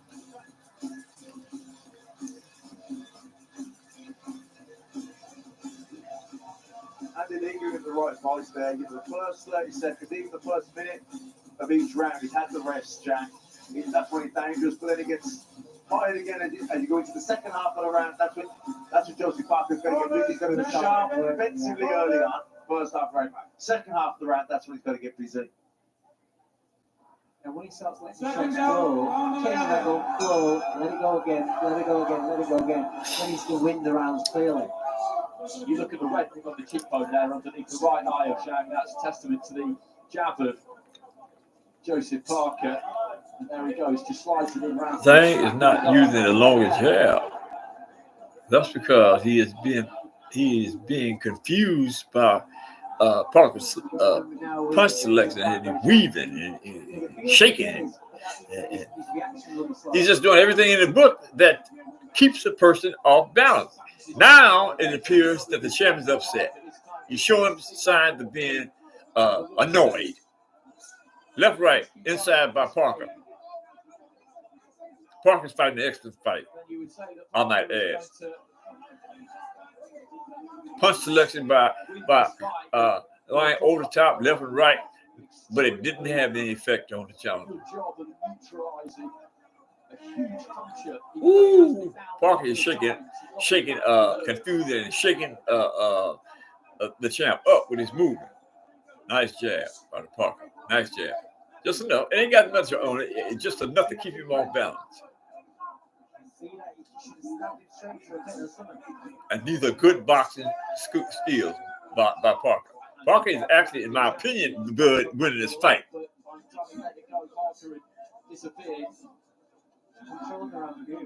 He has Zhang totally in control. Left, right by Parker.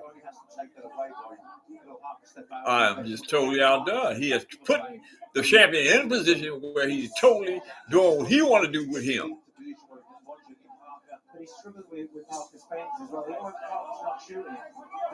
The champion actually is not throwing any punches. It appears that he's getting a little weathered, a little tired, and Parker is just fighting an excellent fight. Bobbing, weaving, wow, and throwing a nice overhand right.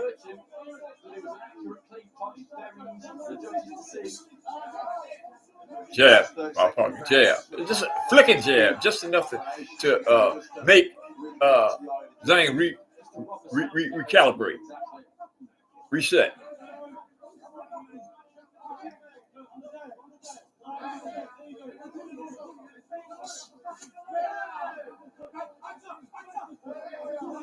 The champion is in bad shape, y'all. be very handy if we can get into that Zhang corner and see what they're saying before this 12th and final round, as they make their back to their corners, these two. Ronaldo, the original Ronaldo, arriving backstage. Yeah, you're right, brother. It appears that Zhang's gas tank is in question. And Kel Brook has made the trip over. Ramir Khan too. I saw Ramir earlier on.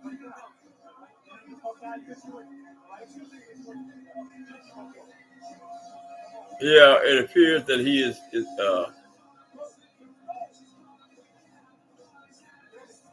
blowing a little hard. He's got to go for it, hasn't he, in this final round? Not the two of them. He is the one who needs this final round for the Parker, surely. I think so. I'm trying to read the body language of the corner, man, and they were saying he's got to go. He's got to go. Second go, 12th and final round. So I think they feel they might need a knockout or certainly knockdown. You better suck it up and knock him out. If you don't, Bud, I'm sorry, he's going to lose. Positive in this round as he has been throughout the fight. He will stick to his method. Yeah, that's what the score. Let's see, 1, 2, 3, 1, 2. Yeah. It looks like a person is our point. Definitely about 2 points. 9, 10, and 11. They were Parker rounds. 3, 10, 10 rounds there. So interestingly, whatever way the judges, if they don't go 10-10, they go 10. Which way do they go 10-9? So you could see a very different card there. Yeah, of course. If those rounds went to Zhang, then he's ahead. It's as simple as that. And there have been a lot of close rounds. There have been. And he's got those 2 10-8s. But again, we used this analogy earlier on that if I had to pick one of these two that I would like to be heading up this final round, I would rather be Parker. And you know that Zhang's not got much left in him at all because he wants to go out there and get rid of him. And he's not pulling the trigger. Good overhand. Good left hand by Parker. Right hand, excuse me.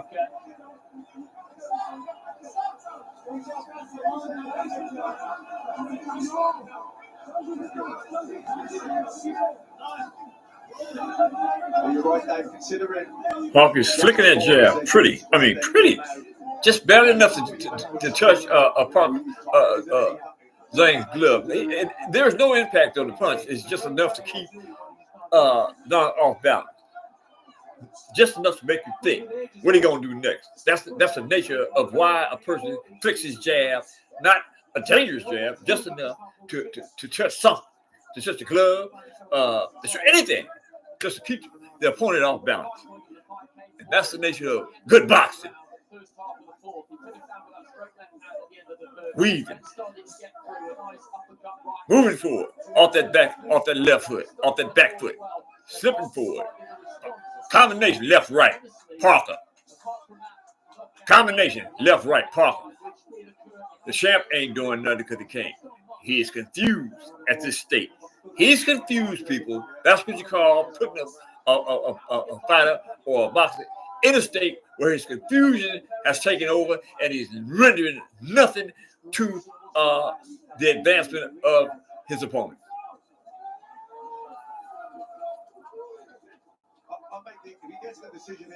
That's good boxing from the smaller boxer.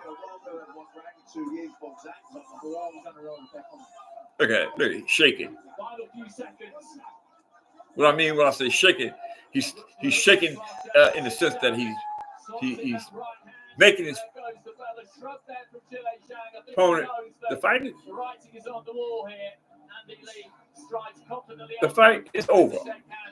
With his opposite number, Joseph Parker has surely done it again. He took the job that very few people wanted at Christmas against Deontay Wilder. He was written off by practically everyone. He took another extremely difficult task here against Zhang. And he has done another very good, very intelligent and efficient job.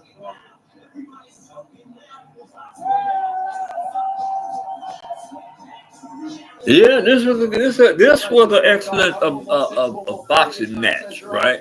Parker put on an outstanding boxing clinic.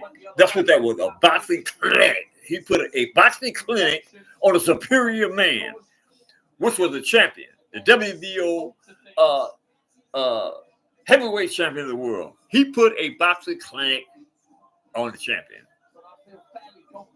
Now, let's say the judges. I was pretty confident that Nick Paul would get to the end of our previous fight, though, to be honest, and that didn't prove to be the case, so we'll have to wait for the scorecards.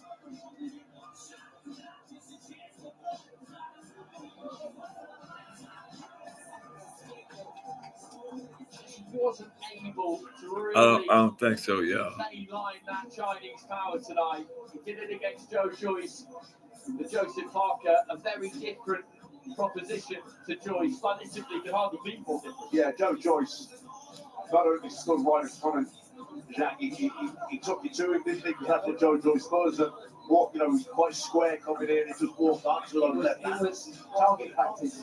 But Joe Joyce has always been that kind of fighter. Whereas Parker, better lateral movement, better feet. His face works really, really well. He looks really, really intelligent there. He looks like an experienced fighter. He is.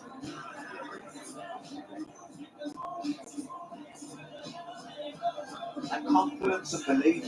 I think they're massive factors as well. I'm not saying that at the beginning of the fight. If you go back a few years, it was maybe a world champion. It's completely different animal to what it was then. He's so confident. So even though he's had losses, you see when a lot of fighters have losses, it shows the confidence. Both of these fighters, boxers, are good sports, and I love that about the sport. Right, I love when boxers have respect for the game, where they respect each other even in the event of losses. Awesome, I like that. This is one of the best sports in the history of sports, boxing. We're still waiting for the scorecards. Michael Buffer, I think, has got the piece of paper. Ladies and gentlemen, after 12 rounds of boxing, we go to the scorecards. On the line, the interim WBO Heavyweight Championship. Zoltan Enyedi scores the contest 113-113. He has it even. Steve Gray has it 114-112. Patrick Marley 115-111. To the winner by majority decision and new WBO interim heavyweight champion. By majority decision, Steve Gray. Hey, bud. That's one up on me, brother. That's one up on me, bud. He outboxed him. He literally outboxed him. Giving it a draw, 113. The right man got the decision there. It's a terrific. Well, it'll be a good rematch. This makes for a good rematch. He is the fourth man of the heavyweight division, and he deserves all of the props because those were two. No, the knockdown wasn't good enough, right? He outpointed him. He outpointed him. He shook him up with all that shake and bake. He was doing a lot of shaking and bake, Parker was. And he totally had it confused. And that's what a superior boxer does, people. Fantastic win. So, and the game, they said that Joseph Parker did exactly what they said they were going to do. I'm not just with the winner, I'm with everyone. Tyson Fury there as well. Joseph Parker. Joseph, we spoke after the Deontay Wilder win. And I said, congratulations on the biggest win of your career. You just topped it again now with this one. You have to come through a lot as well. 2 knockdowns, looks like a broken nose. Wow, what a win. Yay! Thank you to my team. This is a great win. I just feel like we're on the up now. I know that Zhang is a tough man. Knocked me down twice, but when he came back to the corner and it was keep composure and keep boxing it, so follow the plan. Andy and George did a hell of a job with me, Paul, everyone that's here. So, listen, I'm very happy. I want to go home and celebrate. How do you reflect on the last 18 months for you? Since that defeat to Joe Joyce, you've gone away. Yeah, Improvements. I agree. He got a good chin. He's a warrior. At the end of the day, Parker demonstrated what it takes as a warrior to be successful. He's a warrior. Parker is a warrior. Excuse me, y'all. Right back. George here, and I have Andy here, and that's the people I thank. Paul, everyone that's here. Just it's an incredible feeling coming back from that loss, and now look where we are. Thank God. Final one. It's always difficult to ask what next because you need to enjoy the win. What's next is I'm fighting Zhang again. We're gonna do it again. Is that what's next? You and Zhang again? That's what we're contracted to have a rematch. So I want to do it again. Joseph Parker, what a year! Congratulations. Very quickly, Andy Lee. What a win for this man. Just the beginning. It's going to do a lot better, and it's going to do a lot better. We'll have the rematch with Zhang. We look forward to it, and we're going to go even harder next time. Thanks to this man for everything's done for me. Spencer, congratulations. The whole team, congratulations. We're coming home to the wife and kids now. See you soon, man. Well done, everyone. Back to you guys. Well, that is a thoroughly happy Team Parker, and every reason that they should be, because you look at what they've done over the last few months. That defeat to Joyce, I was at that fight, and that was a bruising defeat. He got dropped and finished in the 11th round, and he was absolutely out of gas at that point, which was completely understandable. It was brutal. We saw him in the January against Jack Massey. It was a little bit of a thankless tax.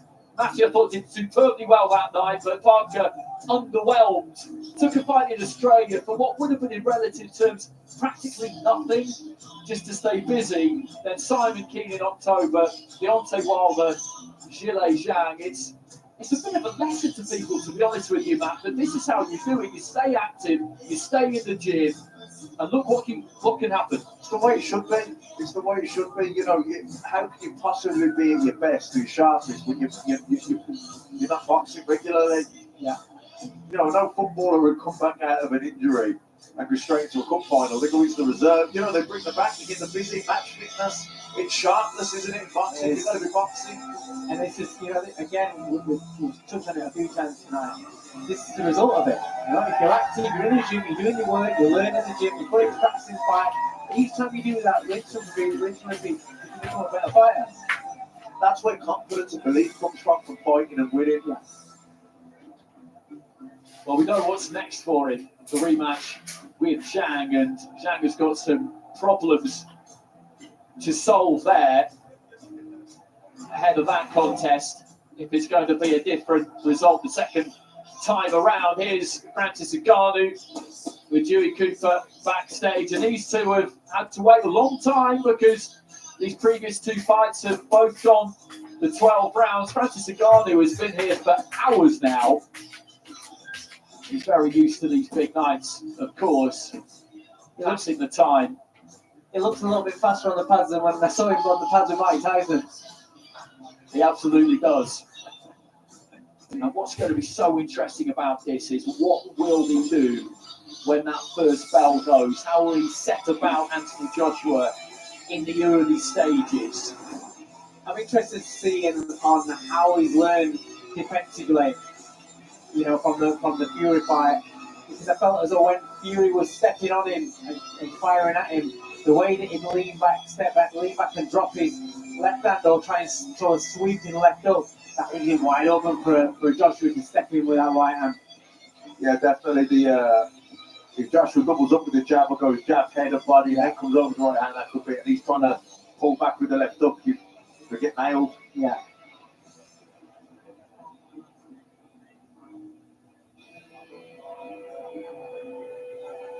Joshua in that last fight against Walling just seemed to rediscover that balance and poise and spike, that ability to commit and really punch through the target. Okay, we've just seen another fantastic win for Joseph Parker. Let's go down ringside to Andy Scott. He's with David Higgins.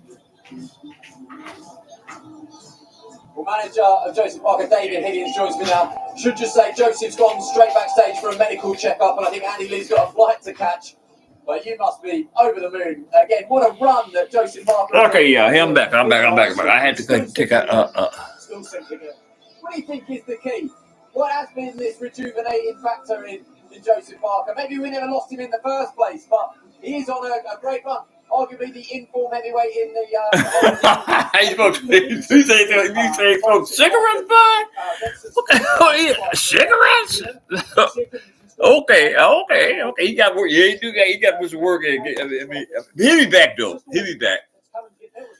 Them Chinese got they got a tenacity about themselves, but they don't take losing well. Chinese don't. Chinese is a resilient culture. Wait, let me put some heat on here. Are you thinking that's gone our way? I'm thinking hell, I was going to go the other way, and there was a square punch to the back of Joe's head that was counted against us. The second knockdown. Yeah. So I was nervous, but for us to win, the team is elated and very grateful to all the fans and the promoters, everyone. He's got some heart and some courage. That's never been in question, but he's got a serious amount of recovery there as well. You have to do it again, though, I think. There was a rematch clause on Zhang's side, so Joseph Parker's next fight will be against Zhang. Is that correct? Yeah, contractually, that's correct. They demanded that one-sided rematch. We wanted to be busy, so we took the fights and bring it on again. Yeah, you're confident he'll do it and do it in better fashion? Hey, that was tough, but Joe, you saw the heart and the courage, so I'm sure he can do it again. David, well done. Thank you. Yeah, good win all round for Team Parker there. A game plan executed so well, Fabio. Yeah, perfectly, to be honest. Aside from the couple of knockdowns, but occupational hazard comes with the job. You might take a few tumbles in it, but aside from that, it all went really according to plan. And I think you heard Andy Lee in the corner saying the fight, like he starts the round very strong, first kind of 30 seconds or so, but after that, Zhang, there's quite a big drop off, and that's when he was encouraging Joe to get on top of him and take over them rounds or their part of the fight. Yeah, Parker did so well to recover from that first knockdown in round 3, didn't he? Yeah, it was a heavy knockdown. Yeah. Heavy knockdown. It looked like it was over, really. You think he'd get up and Zhang would be able to finish the show, or if he didn't get in that round, it'd be the next. But maybe the pace of the fight caught up with Zhang. You know, there was times where we were sitting here on the sofa with Christian, and his hands were high, but his hands were slow, and then he stopped punching, and that was obviously suiting Parker his game plan at that point. He was racking up the rounds. He stopped again late on, but gets up, watches the storm again. So credit to him, it's a massive win for him. We already know what's next. Zhang again. Yeah, I mean, he'll go home a happy man, I'm sure. Was that a better performance from Parker than the one against Deontay Wilder, do you think? Well, yeah, it was, because Zhang, sometimes you're looking at, you know, what you're up against. Zhang's in more form than Wilder. Wilder hadn't boxed, you know, and obviously he's got that punch, but it was a really exciting fight. It was an amazing fight for Parker, and I think it gave him that momentum to go forward and then put in the performance he did today, get up off the floor. He's always been a good fighter. He's always been a strong man, a brave man. Okay. I had to get a look. I had to cover up a little bit. It got kind of chilly in here. You feel me? And you know, our black folks here, we don't do good in cold. You heard me?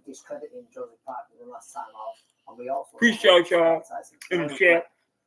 Zhang's coming off a right? For the thumbs up, the like. Appreciate you. No, good boxing brain. I just think I can't wait to get in a position where I start coming to them cities where y'all at, and it's gonna happen. It's gonna happen. Looser when the hands are high, he's not fast enough to react. I think he's got to box a little bit looser, but yeah, so dangerous. But for Joseph Parker, his confidence is going from strength to strength, isn't he? Well, with I the guess activity as well, like I said earlier, that was his 5th fight. They're taking a breaking action. This is some type of a little situation where they got some, I guess, the people in the industry. Cruiserweight champion, Krista Dallin Smith, WBO cruiserweight champion. a sit down with some champions.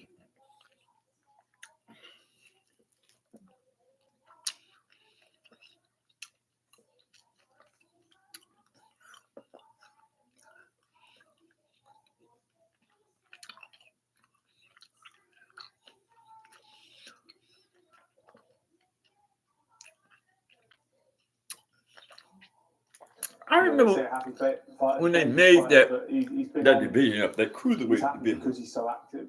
Never did really understand why they did that, but I remember when they created that cruiserweight division.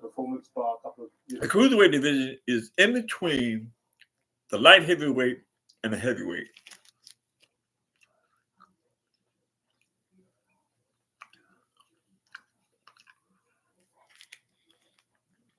Yeah.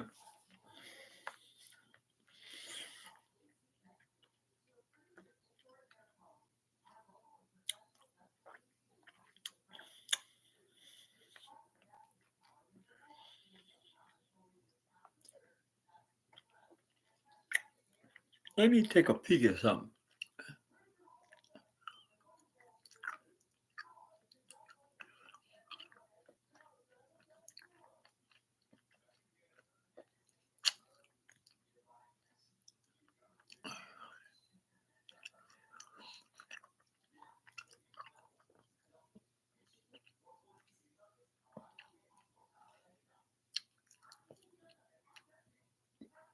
Yeah, main event, brother.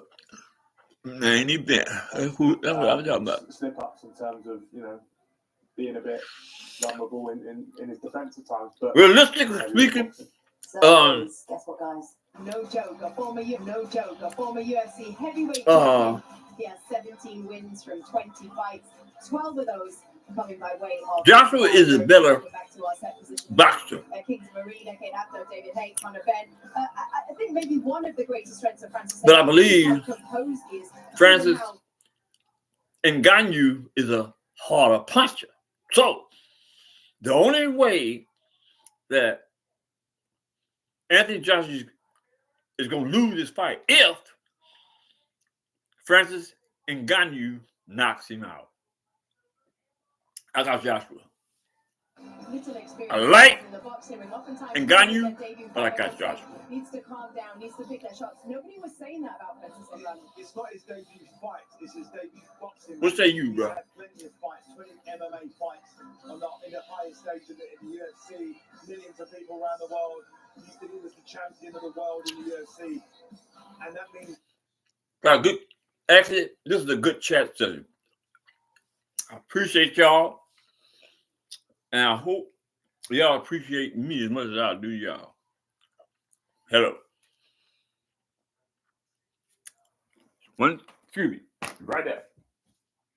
Right there. For the main event.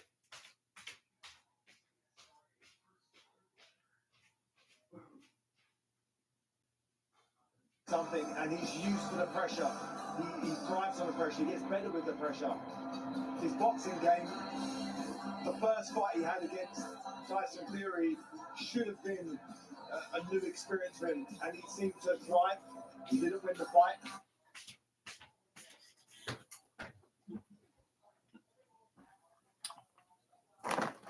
You alive? I am back.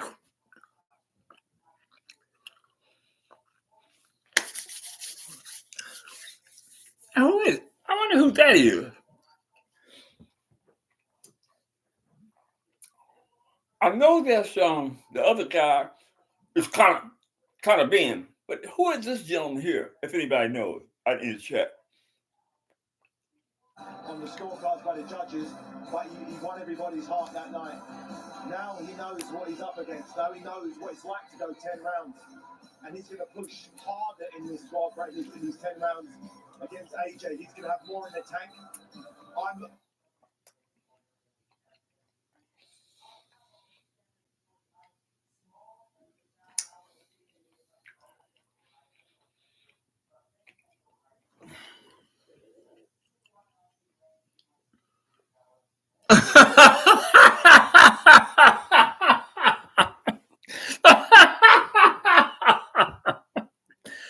Say, bud, you. brother. Oh my God! The brother said, "What am?" Boy said, "What you chewing?"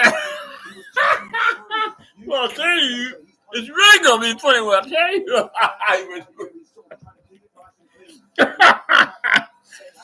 But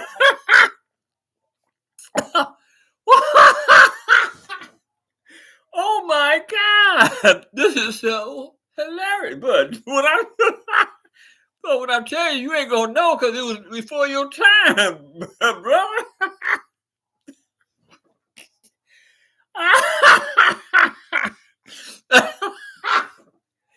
Oh, I ain't laughed like that. I don't know how long.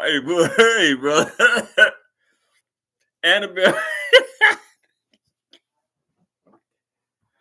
Oh my God. Annabelle. Annabelle Rocky Road. You don't know nothing about that, brother. Look, Candy Boy. You know anything about that? Look. Okay. When I was this podcast is something else. Boy, you can live your life with this podcast. But listen, Annabelle Rock and Roll, Annabelle made rock and roll look Hershey's? Good, Mr. Goodbar. I don't know if Goodbar and Hershey's is Annabelle, but I know Look, Candy, Big Hump. I think Rock and Roll is Annabelle too. Anyway, Annabelle Rock and Roll. Annabelle was a candy manufacturer from way back in the days, right? It is very difficult to get like Annabelle, like Look Candy Bars or Big Hump, things like that, right? Anything up under Annabelle, Google Annabelle, right? It'll come up with the names associated with the candies that are considered actually as old school that stem back from, I want to say, I've been knowing them since I was like a kid, right? So I'm saying they have to be 75 years old. You know what I mean? So that's what I'm. That's what I'm chewing, brother. A Look Candy Bar, but actually, try one. If you can find one, try one because they're actually good. Oh, you! I don't know if you can see me laughing, bro, but you had me. That was hilarious. Good things for somebody who has so much experience in a boxing ring, right? He keeps his chin behind his back, overcommits himself. He doesn't get exposed. And oh my God! God is good, brother. that was ooh. Let me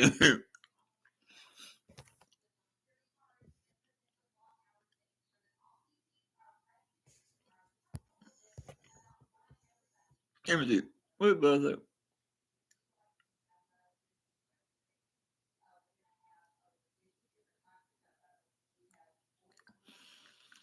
And you know what? That I mean, that's Ngannou is a good pick. I really want to go with him, but I just don't think he has enough experience to weather the storm against Anthony Joshua.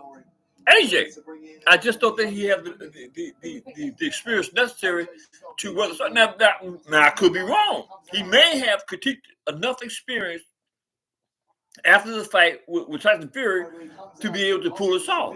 So don't get me wrong. That's a good pick. For instance, Ngannou is a good pick. But and here comes AJ. Always stoic, but he knows what's on the line tonight. If you'd have asked him a year ago, what would happen? YouTube, bud. YouTube, brother. Ditto. And a shout out to Louis Brimlow.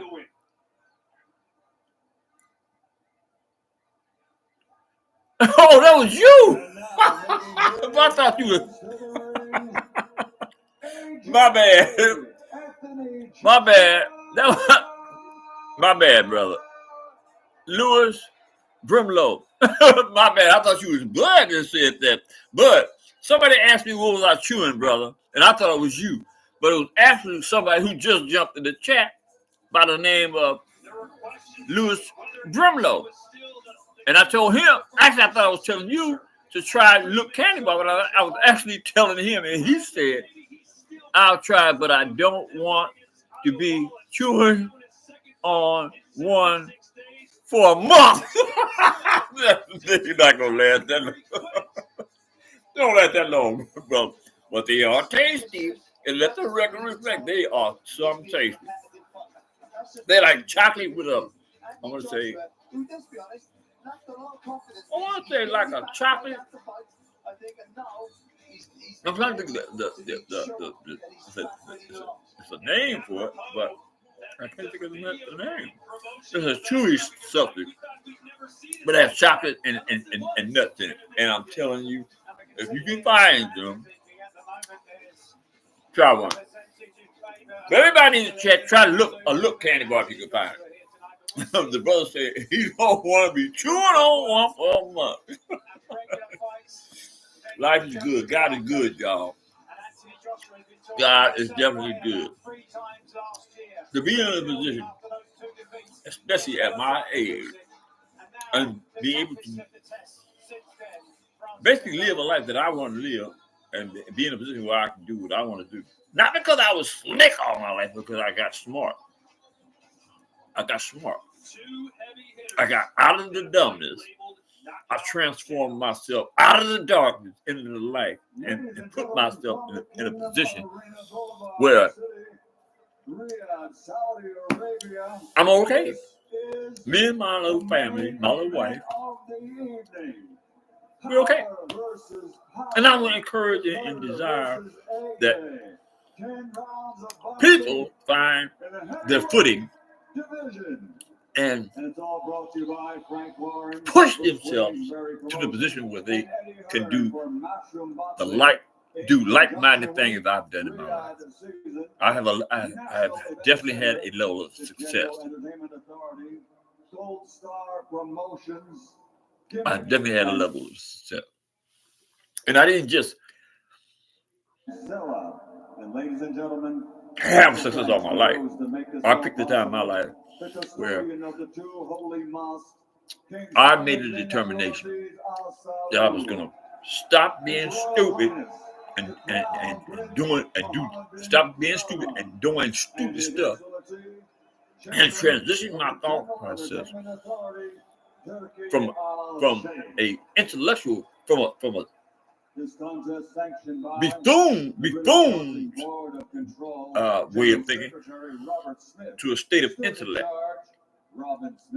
And everybody can do that because it was a time in my life where I had a third grade education.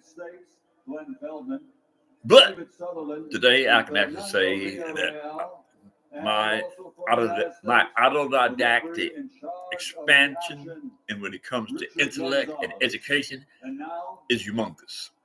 But I did that as I desire for y'all to do the same thing, because y'all can do it too.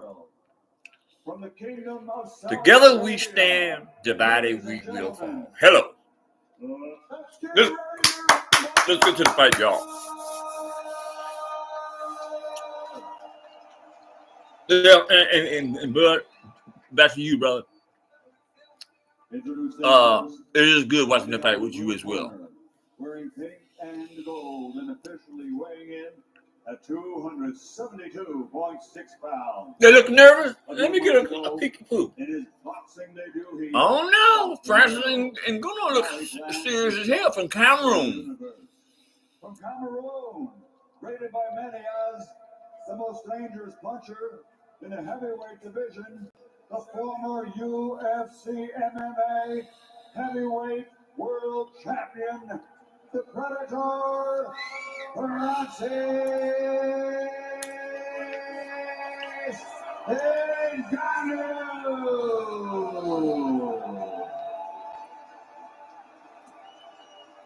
And across the ring. Hey, but did I tell you that I had a chat today with a brother out of South Africa? And I did. I tell you about that. That was a moment for me. I really embraced that. It was really, really cool. of 30 fights, 27 victories. 24 Joshua always, in my opinion, Joshua always looks nervous. London, England. He's not my favorite heavyweight. Champion of the world, AJ Anthony. Let's see if he can change the buzzer level. Let me see if he can change my opinion today. Gentlemen, you're receiving instructions in the dressing room. I expect a good team fight. Protect yourselves at all times. Obey my commands at all times. Yep, nervous. He do look nervous, y'all. AJ looks nervous. Don't get much bigger. The athletes don't get much bigger, nor do their resumes. Anthony Joshua, 2-time world heavyweight. Yeah, it is a lot of. Bud Boxing said there's a lot of knockout power in the ring right now as we speak. There they go. AJ come in with jabbing. Coming in jabbing to the stomach, to the body. Let me see it. Don't flinch. And Francis, don't flinch. Don't let him put you in the position where you stuck. He better not hit him, Bud. He better not. Francis Ngannou better not hit him because he going somewhere. He going out.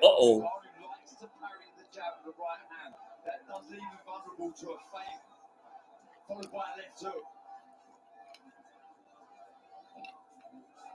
Ngannou already looks a little more comfortable than he did against Tyson Fury. And she always springs into attacks as well, really fast actually. Yeah, well balanced.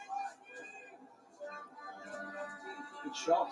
That's pretty nice. That's pretty nice defense on Joshua's part. Pretty nice defense.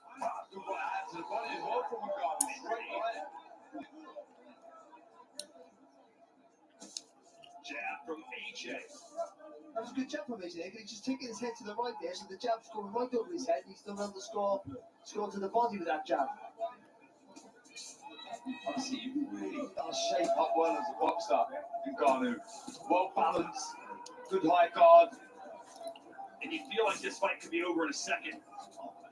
One little clip on the chin. Yeah. More feints from AJ.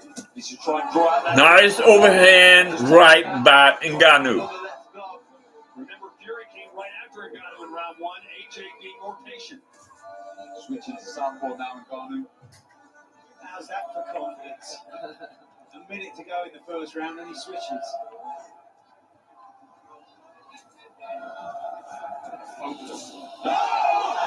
AJ hit him, knocked him down. AJ knocked him down, caught him flinching. He's hurt. Let's see if AJ jumps right on him. He got too confident and paid the price. What a stunner! Now, right hand corner, Anthony Joshua. This is what was supposed to happen when Fury faced Ngannou. Whoa, he got clipped himself there, yeah, Joshua. He did. With a left hook on the top, it's a nice right to the body. It's nearly Andy Ruiz all over again. How aggressive will AJ be? He knows if he can. AJ got power. AJ got power. AJ got power. That I can say. I actually didn't know AJ got power. I didn't know that AJ had that much power. Patience after from AJ. Very important. We see him not rush in. No need. Big round for Anthony Joshua. Yep, but the thing that concerned me most about AJ was that he had a little too much experience, and that was a clean right hand to the face of Ngannou on the replay. Clean. That's a proper textbook right hand. That is that you step in. And he had his left foot behind it, the punch. It's behind the front foot of Ngannou. Exactly that. What a shot.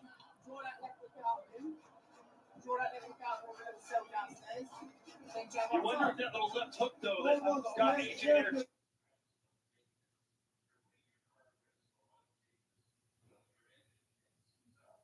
Towards the end of the round may have affected him. He certainly doesn't look like the most confident fighter in the corner right now. What you, brother? But maybe that's just the way We need to get you some bigger glasses trying to make out the reflection. What reflection? What do you, oh, you talking about the reflection on? Maybe so. Louis Brumlow, maybe so. Uh-oh.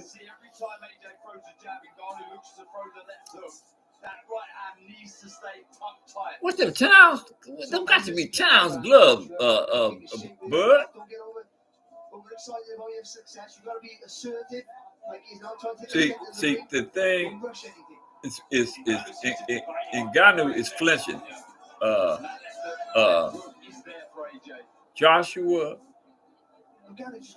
is making Ngannou flinch, and that's not a good sign. Let go out there a little bit faster than that. That's not a long jab. So once you touch it, Anthony Joshua is definitely taking his time.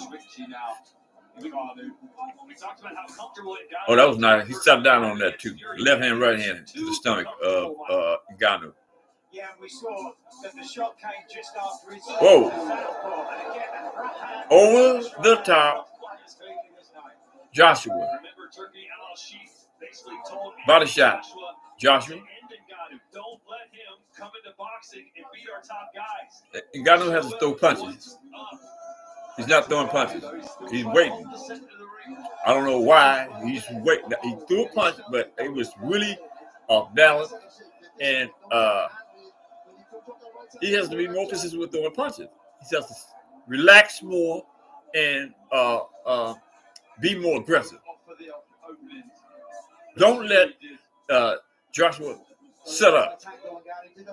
Keep him off balance.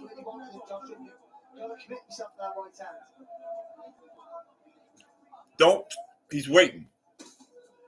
Ngannou is waiting.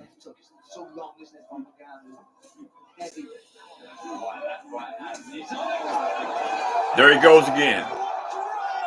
Too much experience, Bud. Too much experience. He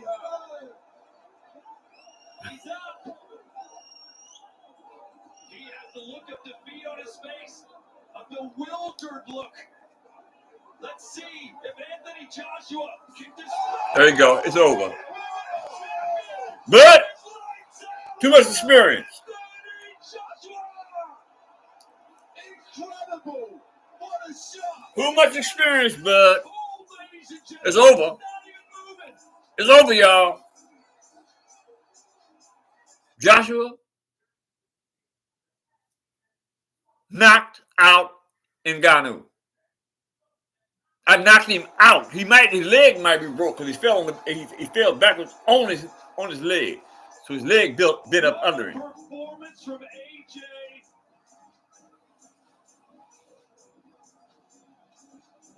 As I stated, I had Joshua, didn't want to have him, but Joshua had too much experience, and the fight entailed that was a crisis. That's why I get paid the big bucks, y'all, because I really know what I'm talking about when it comes to coaching, right? This ain't something that I'm gonna start. No, I actually had my butt in the ring with people getting punched on, right? Not really. I didn't really get punched on because I was that. You don't hear me curse that much, and I'm not gonna do it this time. But I was that darn good, man. You know what I'm saying? My philosophy was float like a butterfly, sting like a bee. I love Muhammad Ali. And the same thing that Muhammad Ali did, I did. My philosophy was to dance, to move, to jab. You know what I'm saying? To slip. You know what I mean? My philosophy was float like a butterfly, sting like a bee. And Against Fury, the fact that AJ did this to him and made it look so easy, Mike, it really speaks volumes. I think Barry was one of those people that after October the 28th. Lawrence against Fury. He knew. AJ did this to him. It made it look so easy, Mike. It really speaks volumes. I think Barry was one of those people that after October the 28th Well, yeah, bud. said it was a bad night. Well, yeah, bud. Now you could. Now, don't get quiet now. Shoot. Don't get quiet now. The fight Britain and much of the world has wanted for so many years, Fury versus AJ, could still happen, but obviously Fury's got to get through Usyk. But man, I think Tyson Fury is impressed, and it's hard to impress him unless he's doing it himself. The difference for this fight, between this fight and the Fury fight, is you can see Joshua clearly had respect for Ngannou's power, and he boxed that way until he landed with the right hand. That's a He slipped. lovely shot. He slipped it. Oh, it's a great shot. He slipped both of them, actually. I mean, he hit that 3/4. He still got another quarter of the punch to deliver right through the head. This second right hand that we're about to see is the biggest right hand I've ever seen live in a boxing bout. I mean, that's the first one. That completely took the legs away from Ngannou. Look at that for a shot. Wow. Right on the side of the temple. I mean, they're show closing shots as they are, but this right hand is the biggest shot I have seen live. What a right hand that was. Incredible. And you can see the leg completely buckled. He knew he was throwing that. The first step he took, he knew exactly what he was going to do at the Joshua there. He wasn't having a look. He knew what he was going to do. He just walked up and went crack. And that's why I said it reminded me of Donald Curry knocking on William McGrory to unify the welterweight title back in the 80s. Walked over, cracked. That's as clinical. I need to get some bigger glass. What's that? Lewis, what's the big getting some new glasses got to do with the reflection? I'm still gonna have some reflection from the glass. It's crazy, man. Say that he is Tyson Fury applauding that. He liked that. He'll be upset that he didn't do that, but good to see this man back on his feet and recovered. I love this chat. I love it. Yeah, great to see that Ngannou's up, alert, and I don't think he knows what happened. No idea. Don't leave boxing. No, don't leave. Do it. Don't leave boxing. You guys are the true next Tyson.